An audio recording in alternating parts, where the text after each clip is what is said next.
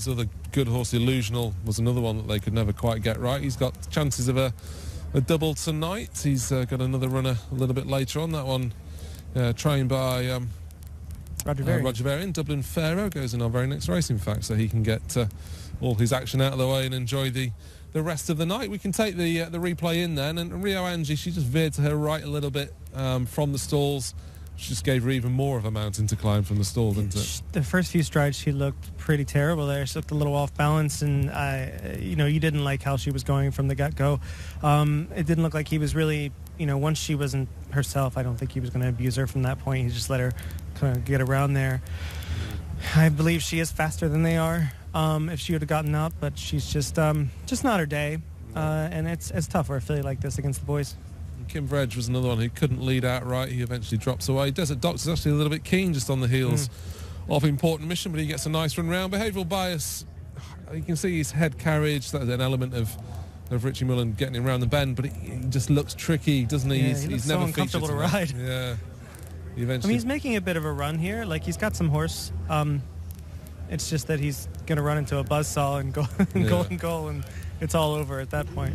And for a dirt horse, the sort of response was fairly instantaneous with Golden Goal, wasn't it? And we're seeing that actually with the Dark Angels. You'll see the Jebel Ali, which is a different kind of dirt. They love it there. But the Dark Angels that do act on this surface, they do have an instantaneous acceleration, which is nice to see. I mean, you'll see it on American pedigrees with like a Candy Ride. Candy Ride, sometimes the good ones will have like an instantaneous turf-style acceleration. You will have no problems with the extra 200 metres, already proven over that sort of trip. There's Important Mission. You put up a bold show, but the rise in the weights, he went up £8 for that win in a listed race, which, it was the starting point for many. The Desert Doctor had his measure just about here, but Golden Goal, a very, very impressive winner. Pat Dobbs on the board in the very first race. Al Tariq actually ran all right as well, back in fifth for the yard. That was his reappearance, so there was something to build on for him, and Dubai Icon basically grossly outpaced on the dirt, but he ran on as well. Yeah, and our first reaction to that was that it's probably a training race for him to get him fit and move him somewhere else, up and trip most likely, and possibly I think there is a dirt mile handicap down the line. It's the religious disappointment to me was probably behavioral bias, because I thought that he would finish a little closer. He would go along with Golden Goal, but he just did not have that kind of acceleration. No, maybe they were after a more severe headgear perhaps with him. The cheek pieces, he just seems to be playing around with them a little bit, doesn't he? I think he is a slightly better horse than that, but he's getting close to exposed at this point completely. So he shouldn't be making excuses for horses that are beginning to look tricky. He's now had 23 cracks at it here in the UAE. Not a lot really else to be gleaned from the rest of this field. It's if you're to back, it sounds silly to say, if you're to back one horse next time, it's going to be the winner, isn't it? Yeah. There's nothing. Desert Doctor, you probably feel has had his go for this carnival. He went on and finished fifth, I think, subsequently last year. I'm going to have to go back and rewatch that race to see whether or not he had a genuine excuse to run fifth that day, or if he just laid an egg, to be honest. But the winner here is, the time says it, the margin says it. He was much the best, and he really stepped up in a way that to look like a proper listed or group horse today, and that's what you want to see. That's what you want to see at the carnival, and in some respects, I know Doug probably wouldn't have agreed over the last 3 weeks, but his horses are coming here a lot fresher now. Rio Angie and Golden Gold, they'd have had an extra run ordinarily coming into tonight or next week, wherever they were to run. So they're nice and fresh for the remainder of the season. Yeah, and good on them. They stayed the course with the equine team and got them ready. The horses don't know. They just know they're getting an extra week or two between when they're usually running. And this horse, he came in very fresh. What they do with him will be kind of interesting, because is there a handicap that they can fit in before the Burj Nahar? Because that will obviously be their goal at this point. Yeah, a lot may well depend on how Kim Bear gets on a little bit later on as to the strength and depth of their miling division and where they go. There is Dale Brennan collecting the trophy, the Al Fajan, sponsored by Azizi Handicap. And Dale Brennan's actually got an excellent record for all we've described him as a reasonably unlucky owner. He's now 4 from 15 here in the UAE. I suppose the unlucky nature to it is founded in part by the 5 place runners he's had, of which a couple of those could easily have been victorious. But he's off the mark tonight with Golden Goal, who was certainly very impressive in getting rid of his field, and could easily go on. As I say, the handicapper, if he puts him up to 100, that would automatically qualify him for the fire break, although of course we'll see the strength of the milers a little bit later on. But he's off the mark, and so is Doug Watson, and Pat Dobbs will hopefully grab a word with Dale Brennan shortly. He's just having a photo taken with his trophy once again, but he's a relatively new owner here to the UAE. He's invested a lot of money indeed. Dublin Fairer, who we'll see a little bit later on, costs a pretty packet, so he'll be hoping for some sort of return from him. But hopefully we can now hear from Dale Brennan, who's talking to Laura. I'm delighted to be joined by Dale Brennan after the victory of Golden Goal. You've been had a frustrating time with this horse. It felt like nothing's gone right for him. Finally, he does that. Yeah, last year he was doing very, very well, and we thought he'd be a contender in the Godolphin Mile. The lads at the yard thought that much of him, but he got a bit of a setback probably this time last year, and missed the rest of the season. We got him back early in the season, and he's done well since. You know, he's supposed to run in a couple of weeks ago and just didn't make that with the situation at the yard, but took his chance tonight. Did well. Did really, really well. I mean, he's put a good field away nicely. You've got to be hopeful. You might just make the Godolphin Mile if he goes up another 10, 15 pounds. Yeah, well, I think he might go up 6 today for that, so he needs a few more to go up. But the next time, hopefully, he can go back at a mile, which is his favoured distance. And you never know. I mean, this year is a strange year, so maybe he can get in there. And it must be great for the yard, as you say. They've been through a really difficult time of things. First runner back is a winner. Yeah, it's been really tough for the lads at the yard. They've had to suffer the last couple of weeks without any runners. 60 runners in total they would have had. So to come back and win on the first night, it's great for Doug, Pat and the lads at the yard. We won't keep you long because you've got one in the next. Tell us about Dublin Fairer. It's a nice, young, improving horse. Yeah, Dublin Fairer, he's good, he's nice. He's won 3 races in the UK. He's got the dirt pedigree, but we thought we'd start him out on the turf over here in the 90-plus handicaps. It's a tough ask tonight. He's up against some really good horses, so if he finishes in top 5 or 6, I'll be over the moon. It's already been a good night. We'll let you go and watch him get ready. Many thanks and well done. Thanks, Laura. Bye. I'm sure Dale Brennan would have loved nothing more to celebrate with family and friends, but I'm sure he's delighted nonetheless at the victory of Golden Goal in our opener. Could yet get better for him as well with Dublin Fairer coming up. Time now, though, to pay a visit to Mike de Kock, who's been in town over the last week. He's got a runner later on today's card, and Laura caught up with him.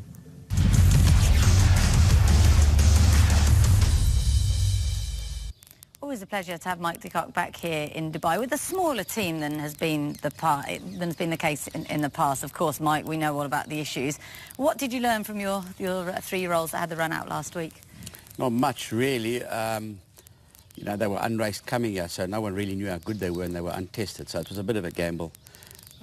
We knew that they probably were running about a month earlier than they should be. But it's just, you know, we're backs against the wall here, so use the race to improve their fitness. It's not ideal.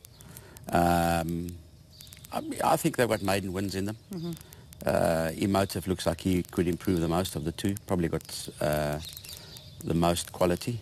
But, yeah, they're not, you know, at this stage of the game, they're certainly not derby horses. They're going to have to improve out of all proportions to be. I'll talk about the horse that runs this week, King Ragnar. He's not a stereotypical Mike de Kock horse. Yeah, he's actually quite a nice horse, and thankfully it was offered to us through Mohammed by Sheikh Mana. He looks a sort of sprinter miler type. Certainly this Saturday, you know, 1,000 metres is way too short. Again, we're using the race, you know, as an exercise gallop to try and bring him on, because we're just sort of up against it. Yeah, we don't really have horses to gallop him with, work him with, to bring him on, so we're going to have to use the race for that. But I think by the end of a carnival, when he's at a real peak, there's the Meydan Challenge, seven furlong, I think, towards the end. I think it'd be very competitive there. But this 5 furlong is, it's just not within his reach. It's way too short. We'll give him a 5, we'll give him a 6 there's a race in 2 weeks' time, I think Dubai Sprint or something, handicap as well, and then the challenge. But he's quite a nice progressive sort. And then where will he go after the carnival, do you know? Well, I don't know. I think we'll discuss that with Sheikh Mana. We've got plans now. We're hoping to revive Dubai again, sort of 2022, and try and move horses between here and Australia, with Matthew down there. So that's something we're setting our sights on. There's no point in leaving horses here in the winter, not earning, and when there's lucrative stakes as there are in Australia. I think it's something that needs to be investigated. We were doing it between South Africa and here, and moving them from Australia to South Africa. That's been very, very difficult.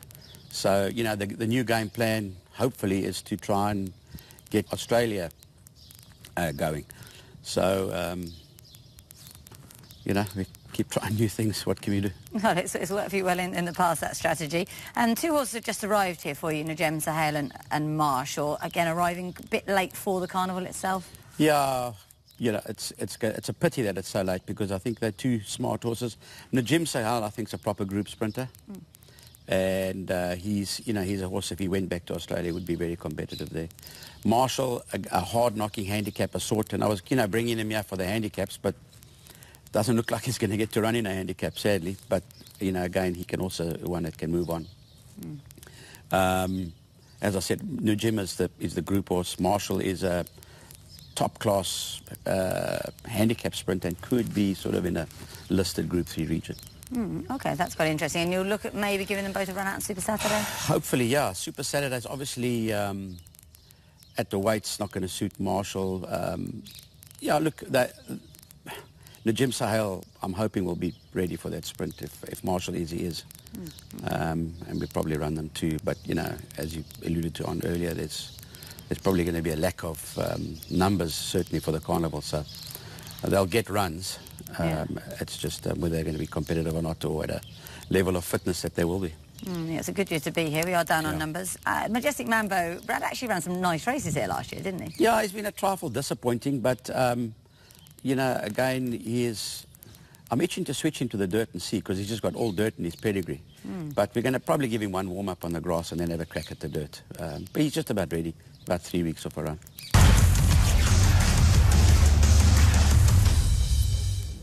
Good to hear from Mike de Kock. We know the troubles that he faces getting horses here to UAE. We'll find out a bit more about that a little bit later on from him. But it's great to see him involved in the carnival still, Mikey, regardless of how small a scale, unfortunately, it is. King Ragnar is amongst the outsiders a little bit later on, but he's never going to tire from trying, I don't think, is he? No, and he's gonna jump up and bite us when we're not looking. Like last year with Bella Fever, he came in with a horse that wasn't exactly the favorite in the race, I don't believe, and she won like the real thing. So, there's he's one of the best in the world for a reason, and it's always good to have that kind of quality of horseman here. Of course, it would be a lot easier for him should the travelling from South Africa become a little bit easier, and as I said, we'll find out a bit more from him later on. We're nearly upon the second race, though, first one on the grass for the carnival. Let's head to Laura for more details. Yes, it's a very strong edition of the Dubai Racing Club Classic, which is now a listed race, and we've got a horse in it dropping down from Group 1 company. That is Communique, but the conditions for this, as I said, it's a listed handicap, one of several that were introduced to the carnival last year. We're over 2,410 metres, and there is $88,000 in the total prize money, $52,000 to the winner. Give you the runners and riders as well, starting with number 1, that is Communique. Goes for Salem bin Gidea, having moved from Mark Johnston. Several in here for Godolphin, including Ispellini. On his day, he is very smart indeed. Desert Fire is a solid horse in this sort of grade. Walton Street reportedly doing very, very well. And then we have for Ismail Mohammed, Away He Goes. Dubai Future, another one for Godolphin. Number 7 is Lucius Tiberius. Actually thought he ran a good race last time. He is the one of the outsiders of the field, but shaped nicely behind Ectoran. Number 8 is Volcanic Sky. Halimi goes for the Simon Crisford team. American Graffiti is a nice unexposed sort. 3 of his 7 so far. We just heard about Dublin Pharaoh there from his owner, Dale Brennan. Golden Wood, intriguing horse, 2 from 3 here in the UAE. 11 years old now, but really loves this course and distance. And then we have a couple more outsiders. 13 is Mondain, and Zaman is number 14.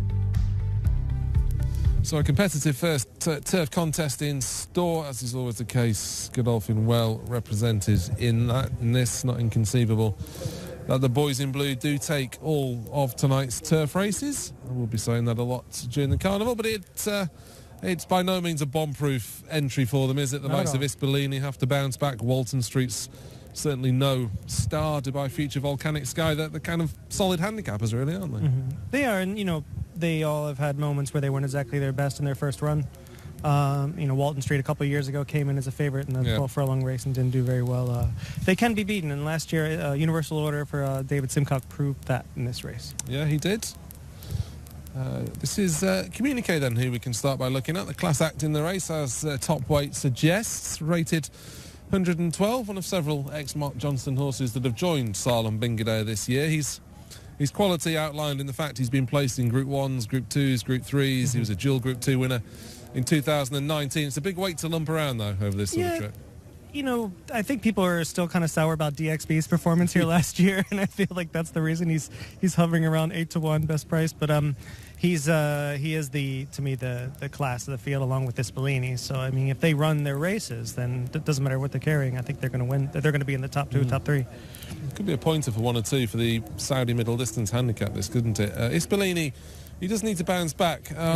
He's been prepared for the 2019 Melbourne Cup, I think it was, when things went wrong on the eve of the race, and since then he's just not seemed the same horse, has he? Yeah, but I don't think he's had a lot of opportunities to. He's only had a couple goes, and they just didn't go very well. And it looks like they packed him up and brought him here. I feel like of all of the top players here, he's the most obvious to me to run really well. I feel like he's a real class act. His run here a couple of years ago against Cross Counter in the Gold Cup was a phenomenal run. His run in Germany was very, very good on ground. He did not love. So I mean, we'll see. I mean, I feel like he is the horse to beat here. Yeah, I think if the ability had completely diminished, then they would have given up on him. But finishing 3 lengths behind Trushan, who was a subsequent Group 1 winner, is by no means a mean feat. Desert Fire, just he's a trier, isn't he, this horse? Yeah, good-looking horse. He has to kind of prove it at this trip. Yeah. He seems to be really effective anywhere between 8 and 10 furlongs because he has a nice spurt to him, a nice acceleration. And he is a bit of a fighter, but at the same time he has to prove it at these longer distances. And, there's always the question of fitness at the same time. Yeah, his last win came off a mark of 102, finds himself off 109 now. Did beat Walton Street in a conditions race at Lingfield when last seen. This is Walton Street. He's a big horse, isn't he? And I'm just looking at his absences. When he was off 138 days, he could only finish 6th. 120 days, finished 3rd. 57 days, finished 3rd. 135 days, finished 2nd of 4. When he was off 153 days, he finished 3rd. When he was off 405 days, he finished 2nd of 5. Does suggest that he comes on for the run. Yeah, he does. He's just a big behemoth of a horse. He looks like a bit of a jumper. I do think that it's not a surprise that he does take a bit of time because of his size. This track may or may not work for him because he's a big galloper. He does have a grinding action to him, and I'm not convinced that he's going to accelerate when the running happens. He has been here though for a good while. He came in with Barney Roy, who was preparing for Bahrain in November. So he's been in Dubai a good while longer than any of Charlie Appleby's other horses, if that's of any relevance to this. Away He Goes was number 5 there, trained by Ishmael Mohammed. I really love this horse in this race. To be frank, Far has proven to be a really good source of stamina. This horse has some nice back class to him. His run against Scaletti was a lot better than it looks on paper. On ground that he didn't exactly love. His run at Doncaster was excellent in handicap company.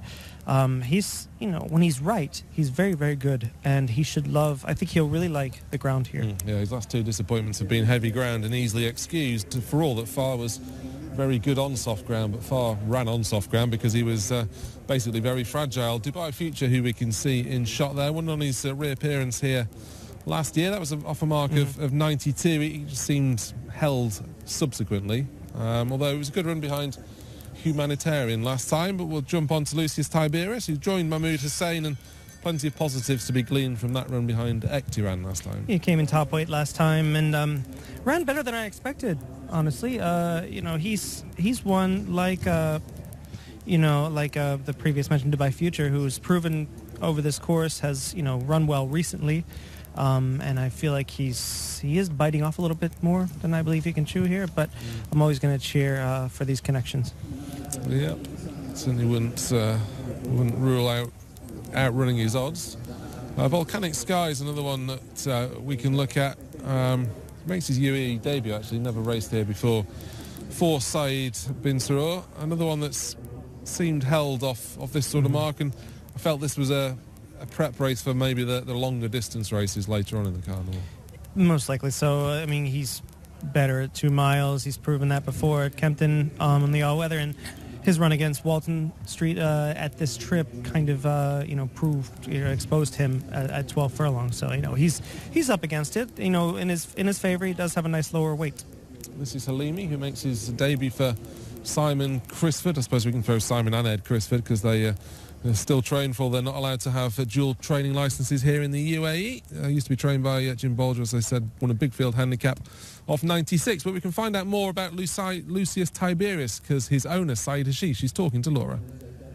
Yeah, he is, and I said to you earlier, Saeed, I think this horse is a little bit overpriced. He ran a great race last time, didn't he? Yeah, I think he ran really well last time. It was 1,800. Hopefully today the distance should suit him better as well. Yeah, and you've got a really nice team out this evening. Of course, your stable star, if you like, mark of approval goes later. How's he? Mark is doing very well. We tried him before one race on turf just to give him a first race, but hopefully today he should go better. It's a big race today, of course. There are many strong names, but hopefully he should do well. Yeah, and I suppose the turf run, did it bring him on fitness-wise? Yes, it did help him fitness-wise. I would say still he's probably 85-90%. He's not 100% yet, but getting there. Oh, bigger targets later on. And then Oasis Charm is a new one for you, isn't he? How's he been doing? Oasis Charm has been doing very well in training, and then a couple of months ago he had an accident. He unseated the rider, he bolted and he fell on the asphalt, and he got some wounds, so he rested a little while, maybe 2 weeks. Then we started bringing him back. Again, he's another horse today that we think he's not there yet, probably 75-80%, but we're hoping through the race he'll regain some fitness. Okay, that's really interesting. I'm glad he's okay. And Meydan, what a great race last time, but a kind of a heartbreaking defeat, wasn't it? Yes, it was indeed, Laura. You were there. I mean, it was a photo finish, and we're so close. But still, I think he ran a very good race. Today also, he's 100% fit. He has, I think, the 7 furlong should suit him better than the 8 furlong of the National Cup. And the draw is not good. He's drawn at 10, so the last gate of the race. But looking forward to see how he'll run. Well, they're a nice team. Wish you the best of luck. Thank you so much. Thank you. A good look to Saeed Hashish. She's not afraid to take on the big boys tonight. So we've seen a couple go through shot who we might come back to. But this is Golden Wood, the 11-year-old. He actually looks terrible there, washed with sweat. But he did look like that when he won here 2 or 3 years ago. So I wouldn't let that put you off at all. He's got an excellent record fresh. It's just a case of whether he's as good as he was. The fact that handicap has dropped him despite winning in France suggests he doesn't think so. Yeah, I mean, I feel like he's a major player here, especially if there's a little bit of pace in front of him. He's going to need them to go a solid gallop to make his run. It's just he's running against, I believe, slightly tougher horses than the ones he won against. Yeah, I definitely agree with that. He's £11 lower than his last Meydan winning mark. This is Meydan, who was another one who looked didn't look great in the parade ring. He's carrying a winter coat and not being clipped out. This will be his first start for Ali Rashid Al-Rahi. He used to be trained by Mark Johnston, another one that is proven over further, so may find things happening just a bit too quickly for him here. Cost 72,000 guineas out of Tattersalls. This is Zaman. Akmal bin Hamash bought this one from Charlie Appleby. He'll be happier over this sort of trip, Zaman. That's about the only positive I could really come up with because his last 2 runs have been poor. Yeah, and he does at least take to the surface. He's won here before and run well here at going shorter, but there's just a lot. It's a lot to ask here. There's just some quality listed to arguably group level horses in here he's going to run against. Yeah, the 3 we didn't get a chance to talk about. Halimi didn't look the biggest in the parade ring. He's starting out for Simon Crisford. American Graffiti's definitely in with a chance. Richie Mullen rides for Charlie Appleby. And Dublin Pharaoh, very flashy sort, cost $375,000. He is £8 wrong at the weights today. Let's look at some galloping clues. And Dubai Future is the first we can see. This is him finishing second to Humanitarian. He rather bumped into one on this occasion, Laura. Humanitarian was reappearing as a 4-year-old. He'd been very highly tried at 3, including in the Derby. So don't think he lost anything in defeat here, did he? No, as you say, Humanitarian, nice, well looked after, exciting young horse, so it wasn't a bad effort at all by Dubai Future, who is a pretty consistent sort. Doesn't do a great deal wrong, apart from when he encountered soft ground at Ascot, which was a pretty good race, so we can forgive him that. And of course, he's already a winner here in the UAE, so he's got that in his favour. And the Sabin Soror horses is not a huge, I mean, Desert Fire and Dubai Future, there wouldn't be a huge amount between them for me, as we look at Desert Fire, who was a winner last time, beating Walton Street. But weirdly enough, of the two of them, it's Walton Street I think I like best here. Well, we can see that piece of form which came at Lingfield. The Lingfield turf track is, they have a Derby trial there because it's most akin to Epsom. So nothing like this track, I think. No, exactly. And Walton Street, as we've already alluded to, is a big boat of a thing, really. So whether Lingfield would have played to his strengths, but Desert Fire does try. And where do you stand on the trip? He's not looked a natural stay at 2,400. This was 2,300, so it gives you some hope, but it was an easy test. Yeah, I wouldn't be too concerned about the extra 100 metres for him.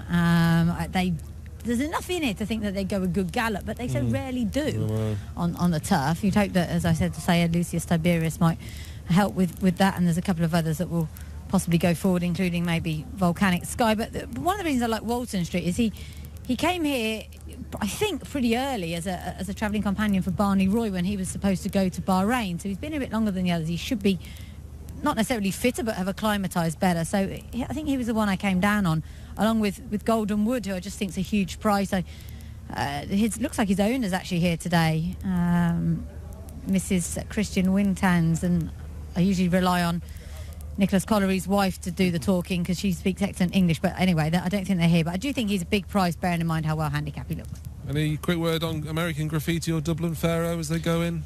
I think Dublin Pharaoh will improve. He's he's not huge, but he has a huge stride on him. I think he'll really appreciate the track here. And he was just gelded, so he's probably going to get a little bit better. I am picking away he goes in here. I think he's going to be very tough, and he's overlooked. So the first turf race of the carnival, as always, featuring plenty of blue, a first real test for Craig Evans up in the commentary box. The start pretty much under his nose. 3 or 4 left to go forwards. There's the green cap of American Graffiti, who's never finished out the first 3 in 7 starts. He's a winner here as well. His best effort last season did come on his reappearance, so there would be the grounds for believing he could run well, though it does have to prove that he can stay this far, being by pivotal. It would be a little bit of a doubt, though. Stamina on the damn side of his pedigree. So just a couple left to go forward. Let's head up to Craig. Bring up an early double for owner Dale Brennan. Golden goal, so brilliant in breaking the track record in the first race. On the turf for the first time this evening, and we're almost set now. Dublin Pharaoh goes forward, and they're ready to run. Set. Gates go back, and they're off and racing. American Graffiti was on the back foot, and away he goes. Is going to be taken across the back of the field towards the inside. Halimi commenced quite well, is trying to hold up, but going hard on the outside is Desert Fire and also Walton Street. Lucius Tiberius, and out very wide is Espalini as they run by the 2,100 metre marker by the Meydan Hotel, and Walton Street's going to cross the fence and the lead. Lucius Tiberius second, Espalini up on the outside third, followed then by Desert Fire getting a lovely run over on the inside. Volcanic Sky was next of all as they go to the back from Mondane. Kicking up on the inside now is Alimi. Then came a Dublin Pharaoh. Outside of it is Dubai Future as they race to the back straight. Then American Graffiti over on the inside. Golden Wood is fourth from last. Away he goes through on the inside. Then Zaman. And last of all is Communique as they run their way down the back. The lead was 25.99, and Walton Street now dictating the speed. Shows out a half length. Espalini did a little bit of work around that first bend, got to second. Third, Desert Fire over on the inside of Lucius Tiberius. Then came Halimi, followed by Mondane, the outside poking through Volcanic Sky. American Graffiti, Dubai Future. Then came Dublin Pharaoh. It's between horses. Away he goes over on the inside of Golden Wood. Then Communications, a man back at the rear. Coming off the back straight now as they're about to turn down the side. 1,000 out and Walton Street shows the way. Snuck out by a length over Ispalini second. The inside Desert Fire. Next Lucius Tiberius. Around the outside Mondane's done a bit of work. Alimi now strung up over on the fence. Next is Volcanic Sky. It's trying to push out but joined by Dubai Future the outside. Then American Graffiti. Golden Wood picking up a little bit of ground. Next of all is Dublin Pharaoh as they come to the top of the straight from Zaman. Then Communique, and back to the tail as away he goes. 500 metres out, Walton Street will turn in front and kicked out by 2. Over Ispalini as they swing for home. Out in the middle, Dubai Future begins to lengthen. Desert Fire, the white cap is finishing on. Then came Alimi, who's got off the fence and finishes well. Away he goes, comes from the back, but Walton Street is off and gone. A furlong out, Walton Street's out by 5-6 lengths over Dubai Future. Desert Fire, away he goes, runs on. Volcanic Sky, Alimi battle away. Walton Street has annihilated them. Walton Street wins by 6 lengths. Second in is Dubai Future, close up away he goes, and eye-catching third, followed by Alimi close up with Desert Fire. Next in was Volcanic Sky. Then came Dublin Pharaoh. Well back was Golden Wood. Ispalini dropped back with Zaman. Then came Mondane, who did a fair bit of work, and Communique back with the tail enders, along with Lucius Tiberius and American Graffiti. Walton Street jogs up. Very, very, very hollow victory here. He's now won 2 of 5 in the UAE. He's gone back-to-back after winning in September at Newmarket, and brings up the first win of the carnival for William Buick and Charlie Appleby. Pretty well dictated the race from the front there at Walton Street, and has won with the old leg in the air. Second will go the way of Dubai Future, as loomed at the top of the straight, finished on pretty well. And away he goes, who was shuffled back to dead last at the top of the lane with about 600 metres to go. Has run on terrific down the outside. Pretty competitive race outside of Walton Street, who's won super impressively here, the Dubai Racing Club Classic. Yeah, demolition job indeed from the 7-year-old Walton Street. Soon out in front, and never saw another rival winning very impressively indeed. A 1-2 for Godolphin with Dubai Future chasing him home, and plenty of promise from Away He Goes and Halimi in third and fourth, but normal service very swiftly resumed. Yeah, there was they let him do what he needed to do up there, and he got things the way that he wanted, and it was all over. You can't do that with the market favourite. No, you can't indeed. And saw a few horses make all the running on turf so far. It seems to be a bit easier this year to make all the running. I think William Buick's always been pretty good at it. I wonder if it was a tricky choice between Ispalini and this horse. Ispalini's obviously got the back class, but hasn't shown so much of late, and Walton Street I think had been doing quite well in the mornings. Away he goes is the eye catcher, as you say. He's made up quite a lot of ground. He was towards the rear early on. It's a bit unlucky to get there and grab third ahead of Halimi, but I think we could be seeing a fair bit more of this sort of thing on the turf this year, and he's already rated 107, Walton Street, going into this race, and there's a lovely programme for these mile-and-a-half turf horses. Yeah, he could end up in a City of Gold and do a Loxley, win a Group 1 when few people expect him to do so. He's going to take a fair hike up the weights, like you'd imagine, on the back of this, and his record first time out hadn't been great before, so I just wonder to what extent being out here and being that galloping companion for Barney Roy has helped him, although Barney Roy's probably been on the easy list since November, so he's maybe he galloped with him a little bit too well. Yeah, exactly. But he's a big brute of a horse. You can see why he would be a late maturer. Yeah, definitely. He's by Cape Cross out of an Costa del Lardo mare, one that Charlie hasn't been tempted to try on the dirt for obvious reasons. It wouldn't be a suitable race for him apart from anything else. And he seems to be getting better with age. Like so many Godolphin horses, he hasn't had all that much ratings. Just his 15th start this evening for his 5th win. And he's a totally different sort to Loxley, who's really tricky. And he just got away with it to some extent in that City of Gold. But maybe this guy will go on and run in it. It's a Group 2, comes on Super Saturday, but there'll be a couple of races for him before then, and you think he'd probably take on a largely similar sort of horses. Yeah, he's actually broken the track record as well. So the second track record to have gone tonight. The previous incumbent of that was Hawkbill. So the time's already pretty quick, and Walton Street has was bagged that. Ispolini's dropped away very tamely in the end, finished the second half of the field. Away he goes. That was definitely a good run for Ismail Mohammed. For those of you not quite aware of the dynamics of the Ismail Mohammed yard here, it seems as though his assistant from England, Jose Santos, has brought a few over, and I would presume that this one has fallen into that camp. He has, and he has another one in the Dubawi next up, in a good effort. Yeah, he does. Jose Santos was a former trainer in the UK. He did pretty well with limited resources, but we saw it with Mike Marshall a few years ago, who did well. Halima Hatun was his big winner. There is Charlie Appleby. Is he going to be sticking around for much of the carnival, do we know? Well, it's not so easy, is it, to go backwards and forwards. So I think when I spoke to him last week, his plan was to certainly stay for a few weeks. And he usually, as you say, does go back to the UK to oversee his string there quite often. But now you have to do quarantine, no matter who you are. Even there is certain different rules for elite sportsmen and things like that. But spoke to him last week, his intention was to stay for a while anyway. That's not actually that long a carnival anyway, is it? 6 weeks until Super Saturday, get home for a couple of weeks and then back for the World Cup, if that's his plan. We can take it from the start, and William Buick was quite happy to let Walton Street use his strides. Not really hassled. Ispolini, stablemate on the outside. Lucius Tiberius a lot closer to the pace tonight. And that's basically the story, isn't it? Dubai Future, who finishes second, he runs on from midfield. Away he goes. There's another one to hold well, he's actually second last at the moment, isn't he? So he's probably done best of all to make up the ground he's done. Yeah, I'm watching Ispolini here. It looks like he's a little bit on the bridle. He may have just used himself a little bit too much earlier in the race.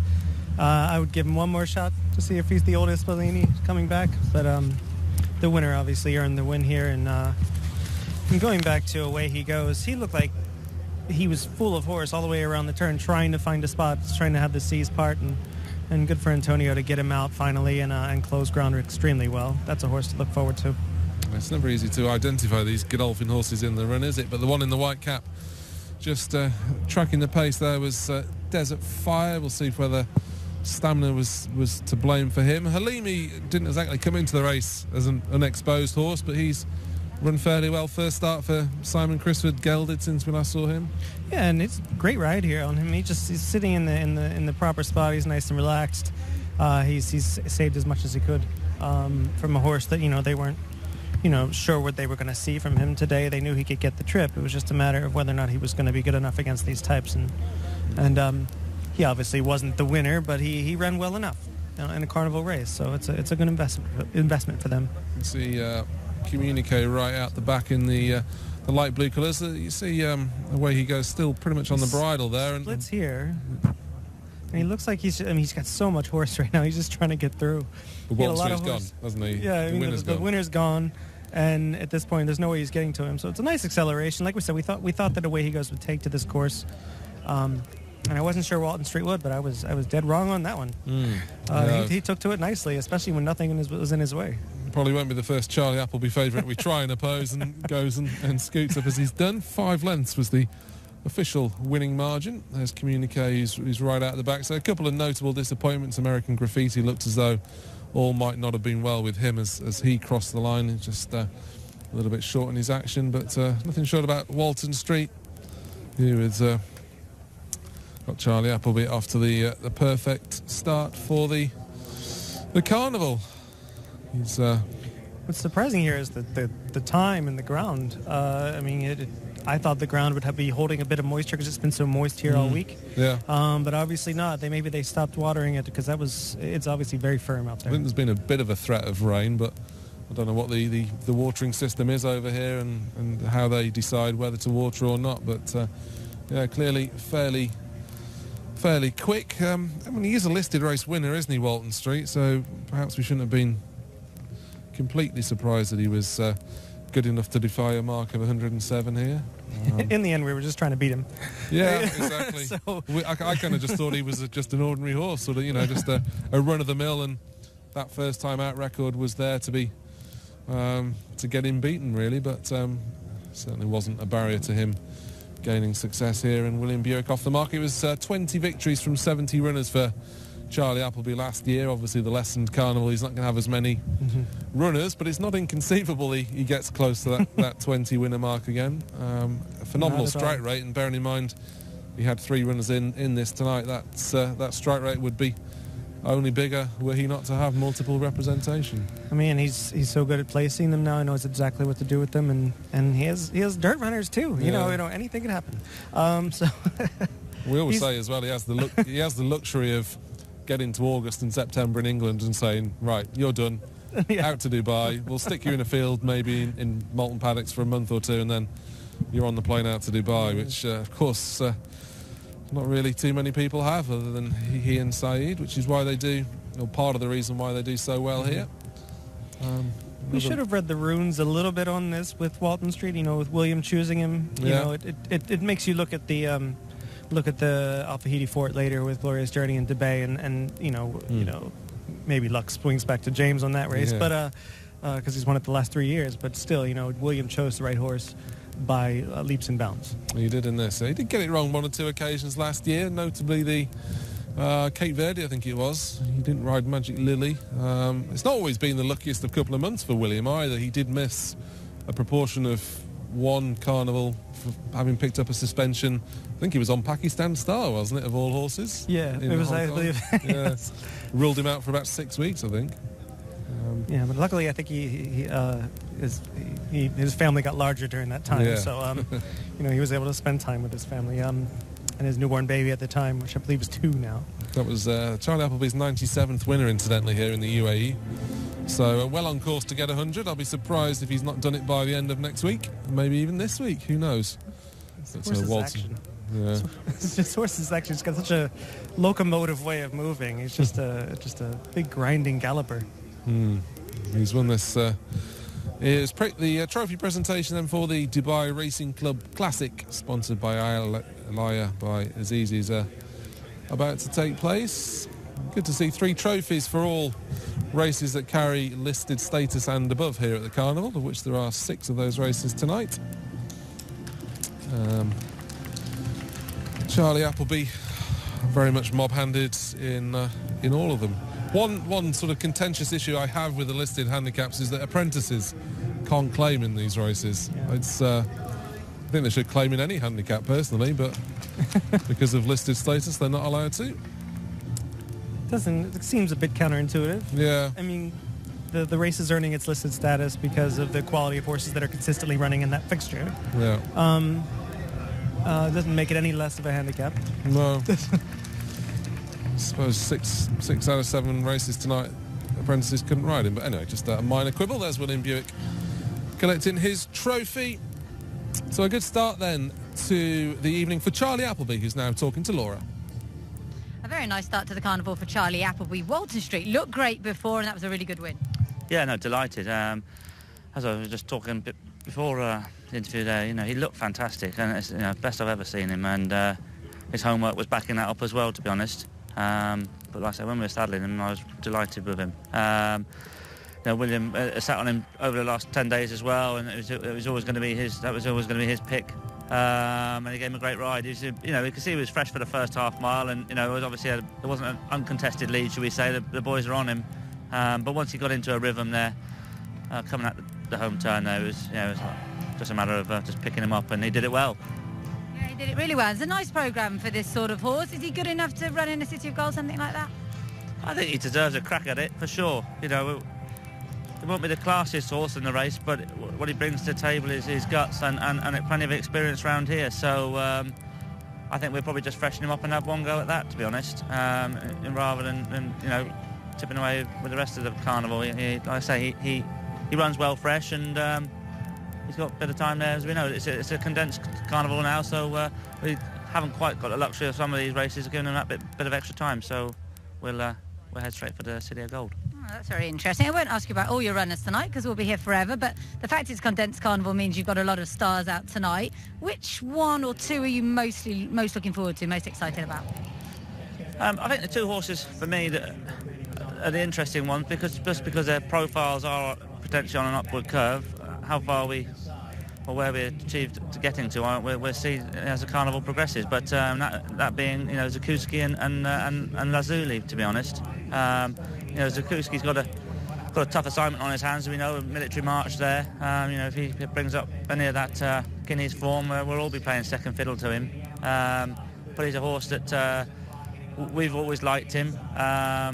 He's a lightly raced horse, and his 2 runs there in England, I was pleased. Obviously, he came on for that first run. The second run I thought was a very gutsy performance in that soft ground at Newmarket. But that is him. If you went when he won the Seville Mile, he ground it out. So, like I say, he's there to step up again and see whether that extra furlong ekes out any more improvement. If it does, then hopefully he might have a nice carnival. And Lazuli, again, we've liked him. We know the family well. The mare's threatened to throw a sharp one, and with the Dabawi there, gives him the constitution that hopefully, if his horse can progress as we hope he will, he's going to furnish into a nice sprinter. I think it's really exciting the rest of the night for you. Well done. Good start. Thanks ever so much, Roy. Thank you. Yeah, I'm sure we'll be hearing plenty more from Charlie Appleby throughout the course of the next 6 or 7 weeks. Another man we can hear from now, though, is Mike de Kock talking to Laura about future plans and, of course, the touchy subject of transport from South Africa.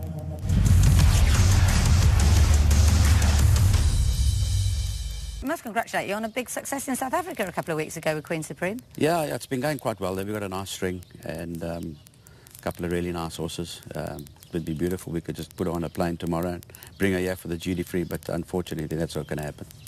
Is there any progress on the whole quarantine transfer? I must admit, last year this time, I was more bullish. There's a hell of a lot of enthusiasm from South Africa, but we're not receiving the same enthusiasm from the EU. In fact, it might play into our hands, the Brexit, and that will probably be easier to negotiate with England than it would be the EU. Because the EU, quite frankly, just haven't delivered on promises. So, and in the meantime, our industry is ailing.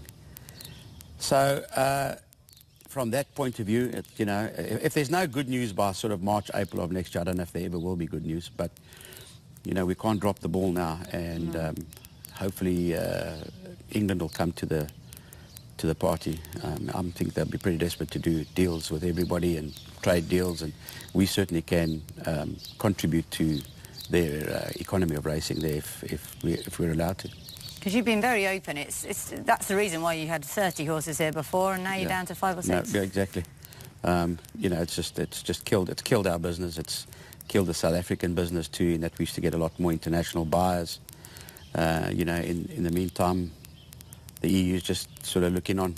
We are staring massive job losses down the barrel of a gun. We horses in training, but right now it doesn't seem to worry them. Oh, awful. On the bright side, you mentioned Australia. Matthew's doing really well down there. Yes, fortunately that's been, him and getting together with a man like Robbie Griffiths is something that's been pretty unexpected, but it's been an absolute godsend. It's been fantastic for Matthew to learn from him and to participate in the racing down there. It's a wonderful racing jurisdiction, very strong. And, I'm very keen to get behind them and move as many horses as I can to them, as I think they have a lot of potential. And then, as I said to you, the potential of participating in the carnival here and also down in the lucrative carnivals in Australia now becomes a reality. That would be really exciting.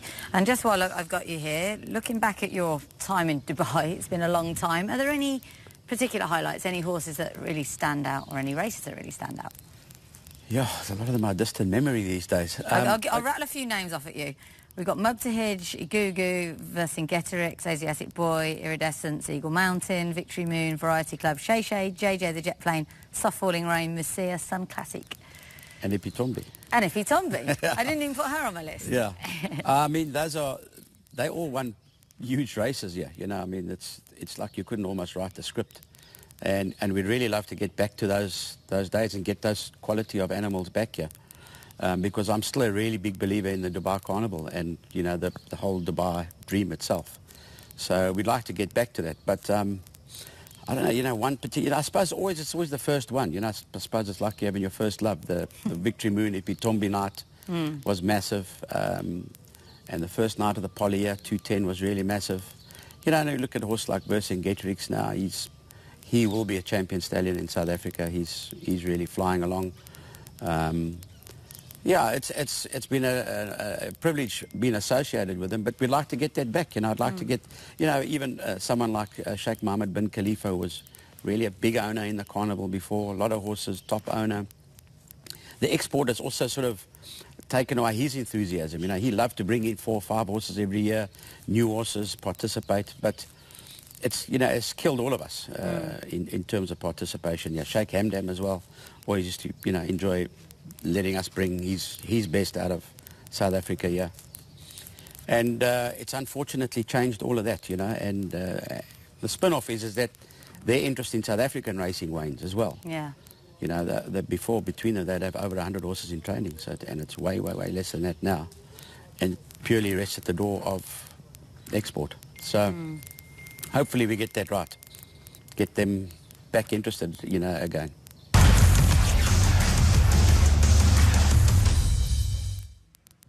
We're into the first of our group races. It is the Group 3 Dubawi Stakes, and an absolutely cracking contest it is. We're over the 1,200 metres for this. It is an early prep for the Dubai Golden Shaheen, and this is a race that's really been dominated by Satish Seema in recent years. He's won 5 of the last 6 renewals, and of course he has a strong hand again tonight with Bochart Gladiator King. But number 1 is Al Karama, really nice improving sprinter. He wouldn't be out of this. Bochart, great race last time. He's number 2. We have defending champion Gladiator King, Mikhail Barcelona rides. Good effort for Ismail Mohammed. Leading Spirit should have improved for his run last time. Number 6 is Rodani. 7 Switzerland. 8 Wadi, and 9 from Brazil. Upper class, unbeaten in 4. So a good-looking field for the Dubai Stakes, and let's run through them, starting with Al Karama, who's making his reappearance. A 4-time winner in his career from 11, including the Jebel Ali Sprint. Last year he ran a good race, went 4th in the Mahab al-Shamal when last seen. It wouldn't be a big surprise if he took the next step up this season, Al Karama. Whether it's going to be on his reappearance, though, is a bit debatable. Not at all. A well-bred son of Warfront. Should enjoy, obviously, the surface. Going back to it, did run a solid race on Super Saturday. It wasn't a bad race. Depending on how you look at the race itself. I was going to say that, yeah. Did the race fall apart? And he was a part of it falling apart? And Wafi just pick up the pieces? Or did he, show that he is a Group 3 level horse? He'll have to really step it up here. I mean, these horses are, especially Gladiator King and the entire, quintet from Zabeel is going to be very tough. Yeah, Bochart's going to try and press on from stall 9. He was responsible for the strong pace set in that Mahab al-Shamal last year. Probably needed his reappearance when 3rd to Important Mission. Gladiator King's been kept fresh for this. Bhupat Seema, Satish's assistant, says he's a bigger, stronger horse this year. A bit concerned that he's conceding sharpness to some horses with fitness on their side, but he is probably the class act. Good effort, though. He's a relatively new shooter in town. He has been here before, but when not as good as he is now, he really progressed in the UK, didn't he, towards the back end? He did, and he's been, his races were visually, really impressive. He kicked on around the bend, and he showed that, if he can transfer that form to the dirt, he's probably running at distances longer than he should last time he was here. But if he can transfer it to the dirt, and he has been working well in the dirt. He had a nice gallop here the other day.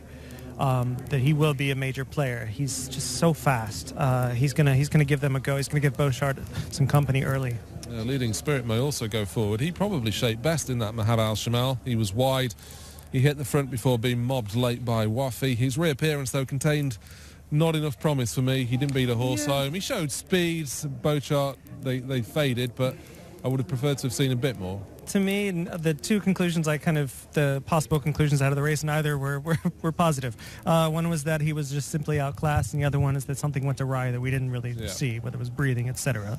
I'd prefer Rodani from that yard, who we see on the screen now. He'll benefit from a strong pace, won't he? Yeah, Rodani should sit the catbird, be in the catbird seat here, and sitting right behind the pace, and hopefully he wins despite his dodgy owners. No mention of them. Switzerland. There carries the white cap of Triple R Racing.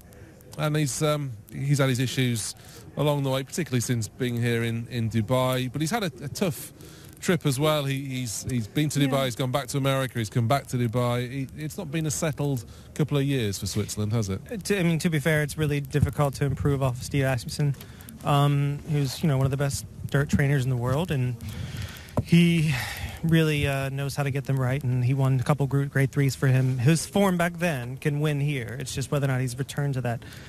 He is, on his day, the speed to the speed out of the gate. It's just what he does out of the gate. He can stalk if they want. It's just what they're going to do with him after that. And we just saw Wadi as well. Yeah, I'm a bit surprised he wasn't in the turf race. I know His Highness Sheikh Hamdan's got XTR in that, but he seemed fairly held behind Important Mission last time, and indeed his dirt form last season, he was behind one or two of these, and he really thrived on the grass after all. He will surely come on for the run, and he is a quality horse and is doing well. It's just this is a tough race. It's where they place him early. He showed a lot of speed last time, was out in the 3-path, which is probably just not where you want to be, especially going around the bend.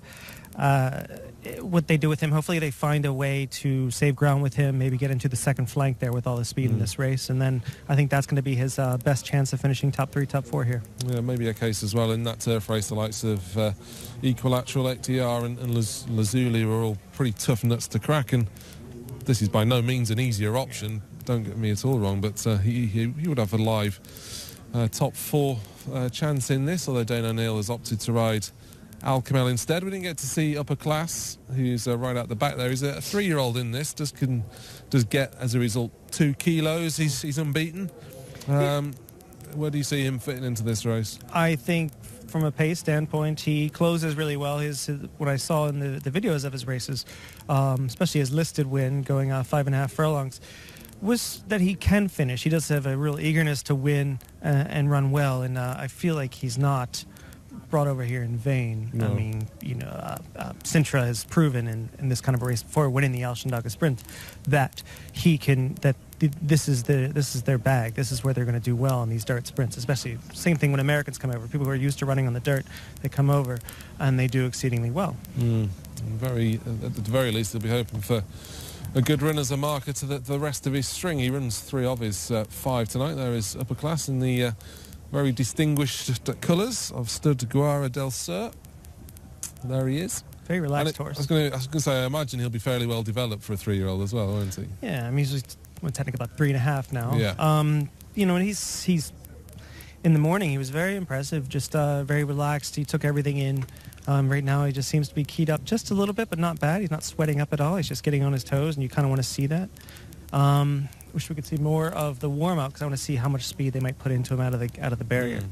Because he didn't break exceedingly well in his races over in Uruguay, but I would not be, if there's a pace meltdown here, I would not be surprised with him in the first half of the field. He actually seemed a fairly lean model compared to some of these sprinters who've got real thick back ends on them, including the horse in shot there, Leading Spirit, who we can see leading home several of these in the Mahab al-Shamal, albeit no match for Wafi, and he did shape best, Laura, didn't he, in being wide, hitting the front. Al-Karama was also wide. Bochart set a strong pace. Radani closes late. It's just how worthy we feel this form to be. Obviously, we've not seen Wafi since. I think it's really strong form.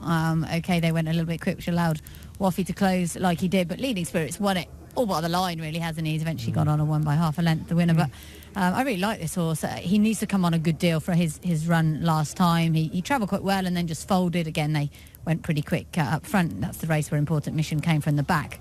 So he's going to have needed to improve, but I think he will. It's just, and say if you stopped that race a little bit earlier, he would have won that, in which case he would have beaten a lot of these. So I take him very seriously here, but the Zabeel jockeys have overlooked him in the interesting one. You can totally understand Richie riding Bochart. The interesting one is that Tigers have gone for Switzerland over Leading Spirit, even though Switzerland hasn't had that run. Yeah, and you maybe feel Switzerland would sway you based on homework historically? Yeah, he's a very, very good workhorse, and he always has been, even back home. He's just fast, he's speed, he's strong. Soundness has always been his issue, and little niggling issues here and there. If he is right, then he's very, very tough. It's just, it's hard to trust him at this point.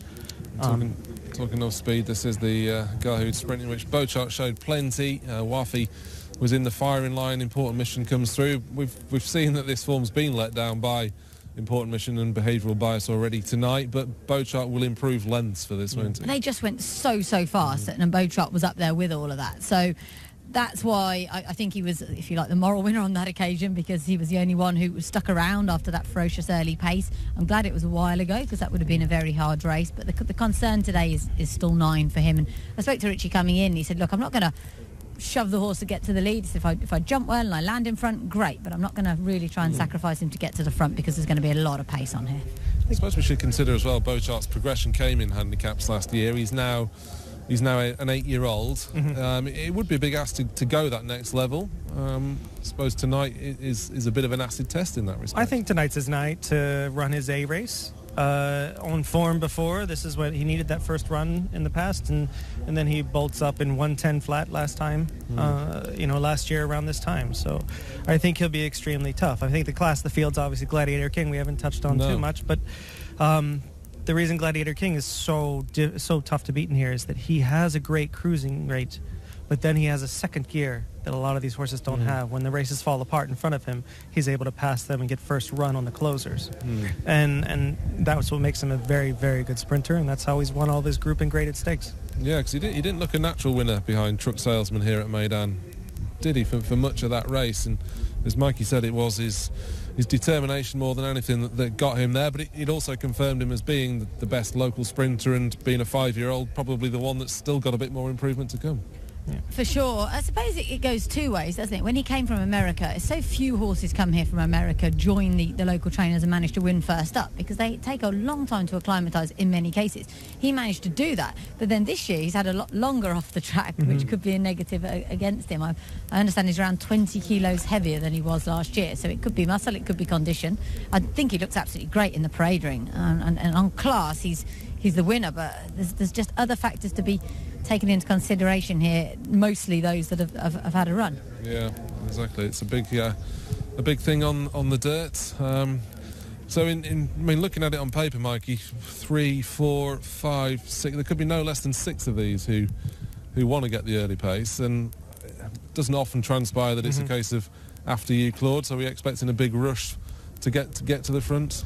I am, and as for Richie said earlier, I'm not sure I believe him. I think that he's going to go, and I think he's going to go. He's going to push out of the gate and get Beauchart in his most comfortable spot, which is straight on that rail, and he just got to get past Good Effort. I think Good Effort's very quick, and he's going to show a lot of foot here today, and Switzerland is a really good gate horse. So usually, back in the States he was. Here he hasn't been perfect here, but. There's just so much speed in this race and so many stalkers. Traffic is going to be huge. It's one of the reasons I do think a horse like Rodania is completely overlooked at, however his odds are now. I picked him in the top 3 because I feel like he always runs his race, and he's gonna take dirt all day and still come on. Yeah, I think William Beer could be happy to let them get on with it. Your selection, Laura? I'll stick with that guy there, Gladiator King, mainly on the class, but I do think this is an absolutely belting race. I'll give you one at a bigger price. Don't rule out Alcarama. What he did last year in his first season here isn't to be underestimated. He should be better this year. Yeah, every chance a good proportion of these will end up in the big Golden Shaheen at the end of March. But for now, it's the Derbawi Stakes, the first of tonight's group races. Let's head up to Craig.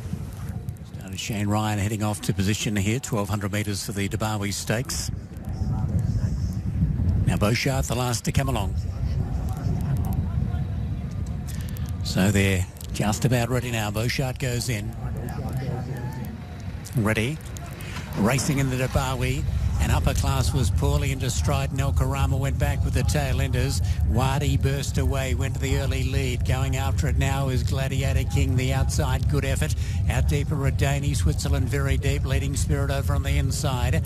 Improving El Karama between horses with upper class, and Beauchart will do it tough. Out very wide as they're about to come off the back straight. Down the side they turn now, and the front runner is Wadi, out by a half length. Gladiator King up on the outside to second. Good effort goes forward. forward now to make a line of 3 almost, and Switzerland comes on the scene. Next is El Carrera, then Leading Spirit, Rodani, Beauchart, and Upper Class at the rear. 23.4 was the lead. They're burning along. Switzerland joined by Good Effort as they swing in. As they swing, Gladiator King, Good Effort. Switzerland up on the outside. Over on the inside, Wadi not done with. Switzerland with a white cap goes up to Gladiator King, who fights hard. Wadi over on the inside, not done with. Switzerland reaches the lead for Tygo O'Shea, trying to get back, and it is Gladiator King. Wadi over on the inside, but Switzerland the front runner. Switzerland back from a gelding operation. He's going to return in the blaze of glory. Switzerland draws away, wins a length over Wadi second. Third in Gladiator King, followed by Good Effort. Next in then was Upper Class. They were followed by Beauchart, Rodani, then El Carrera and Leading Spirits. Somewhat of an upset there. Switzerland takes it out. Tygo O'Shea and Satissima. That's the 7th win in the race for the Zabeel stable. And Switzerland, terrific ride by Tygo O'Shea. Was really trucking into the race as they came down to the top of the straight. Moved up 4 wide around the outside of Switzerland and Good Effort.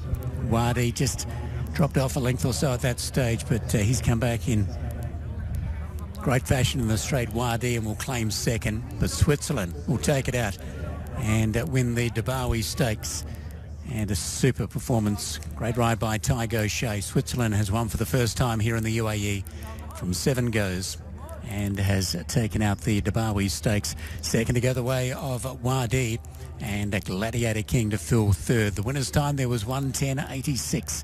1:10.86 the winner's time.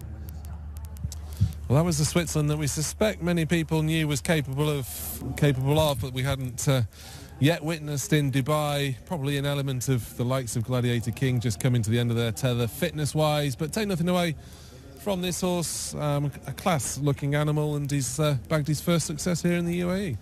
Yeah, if you would have taken him on his form in the States and taken Gladiator King on his form in the States, you would have chosen Switzerland. But since then, they haven't, they've gone separate paths. It's nice to see him come back to form here.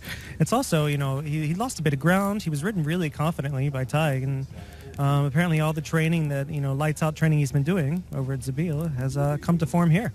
It certainly has. The pace angle early, there was a few that didn't press on that we maybe thought would, and Tiger's given it a cute ride in just sitting off it, and Satish can do no wrong in this race. We say it should be recalled called the Reynaldo the Wizard Stakes, but probably more to the point the Satish Seymour Stakes. No, and 6 of the last 7, I think.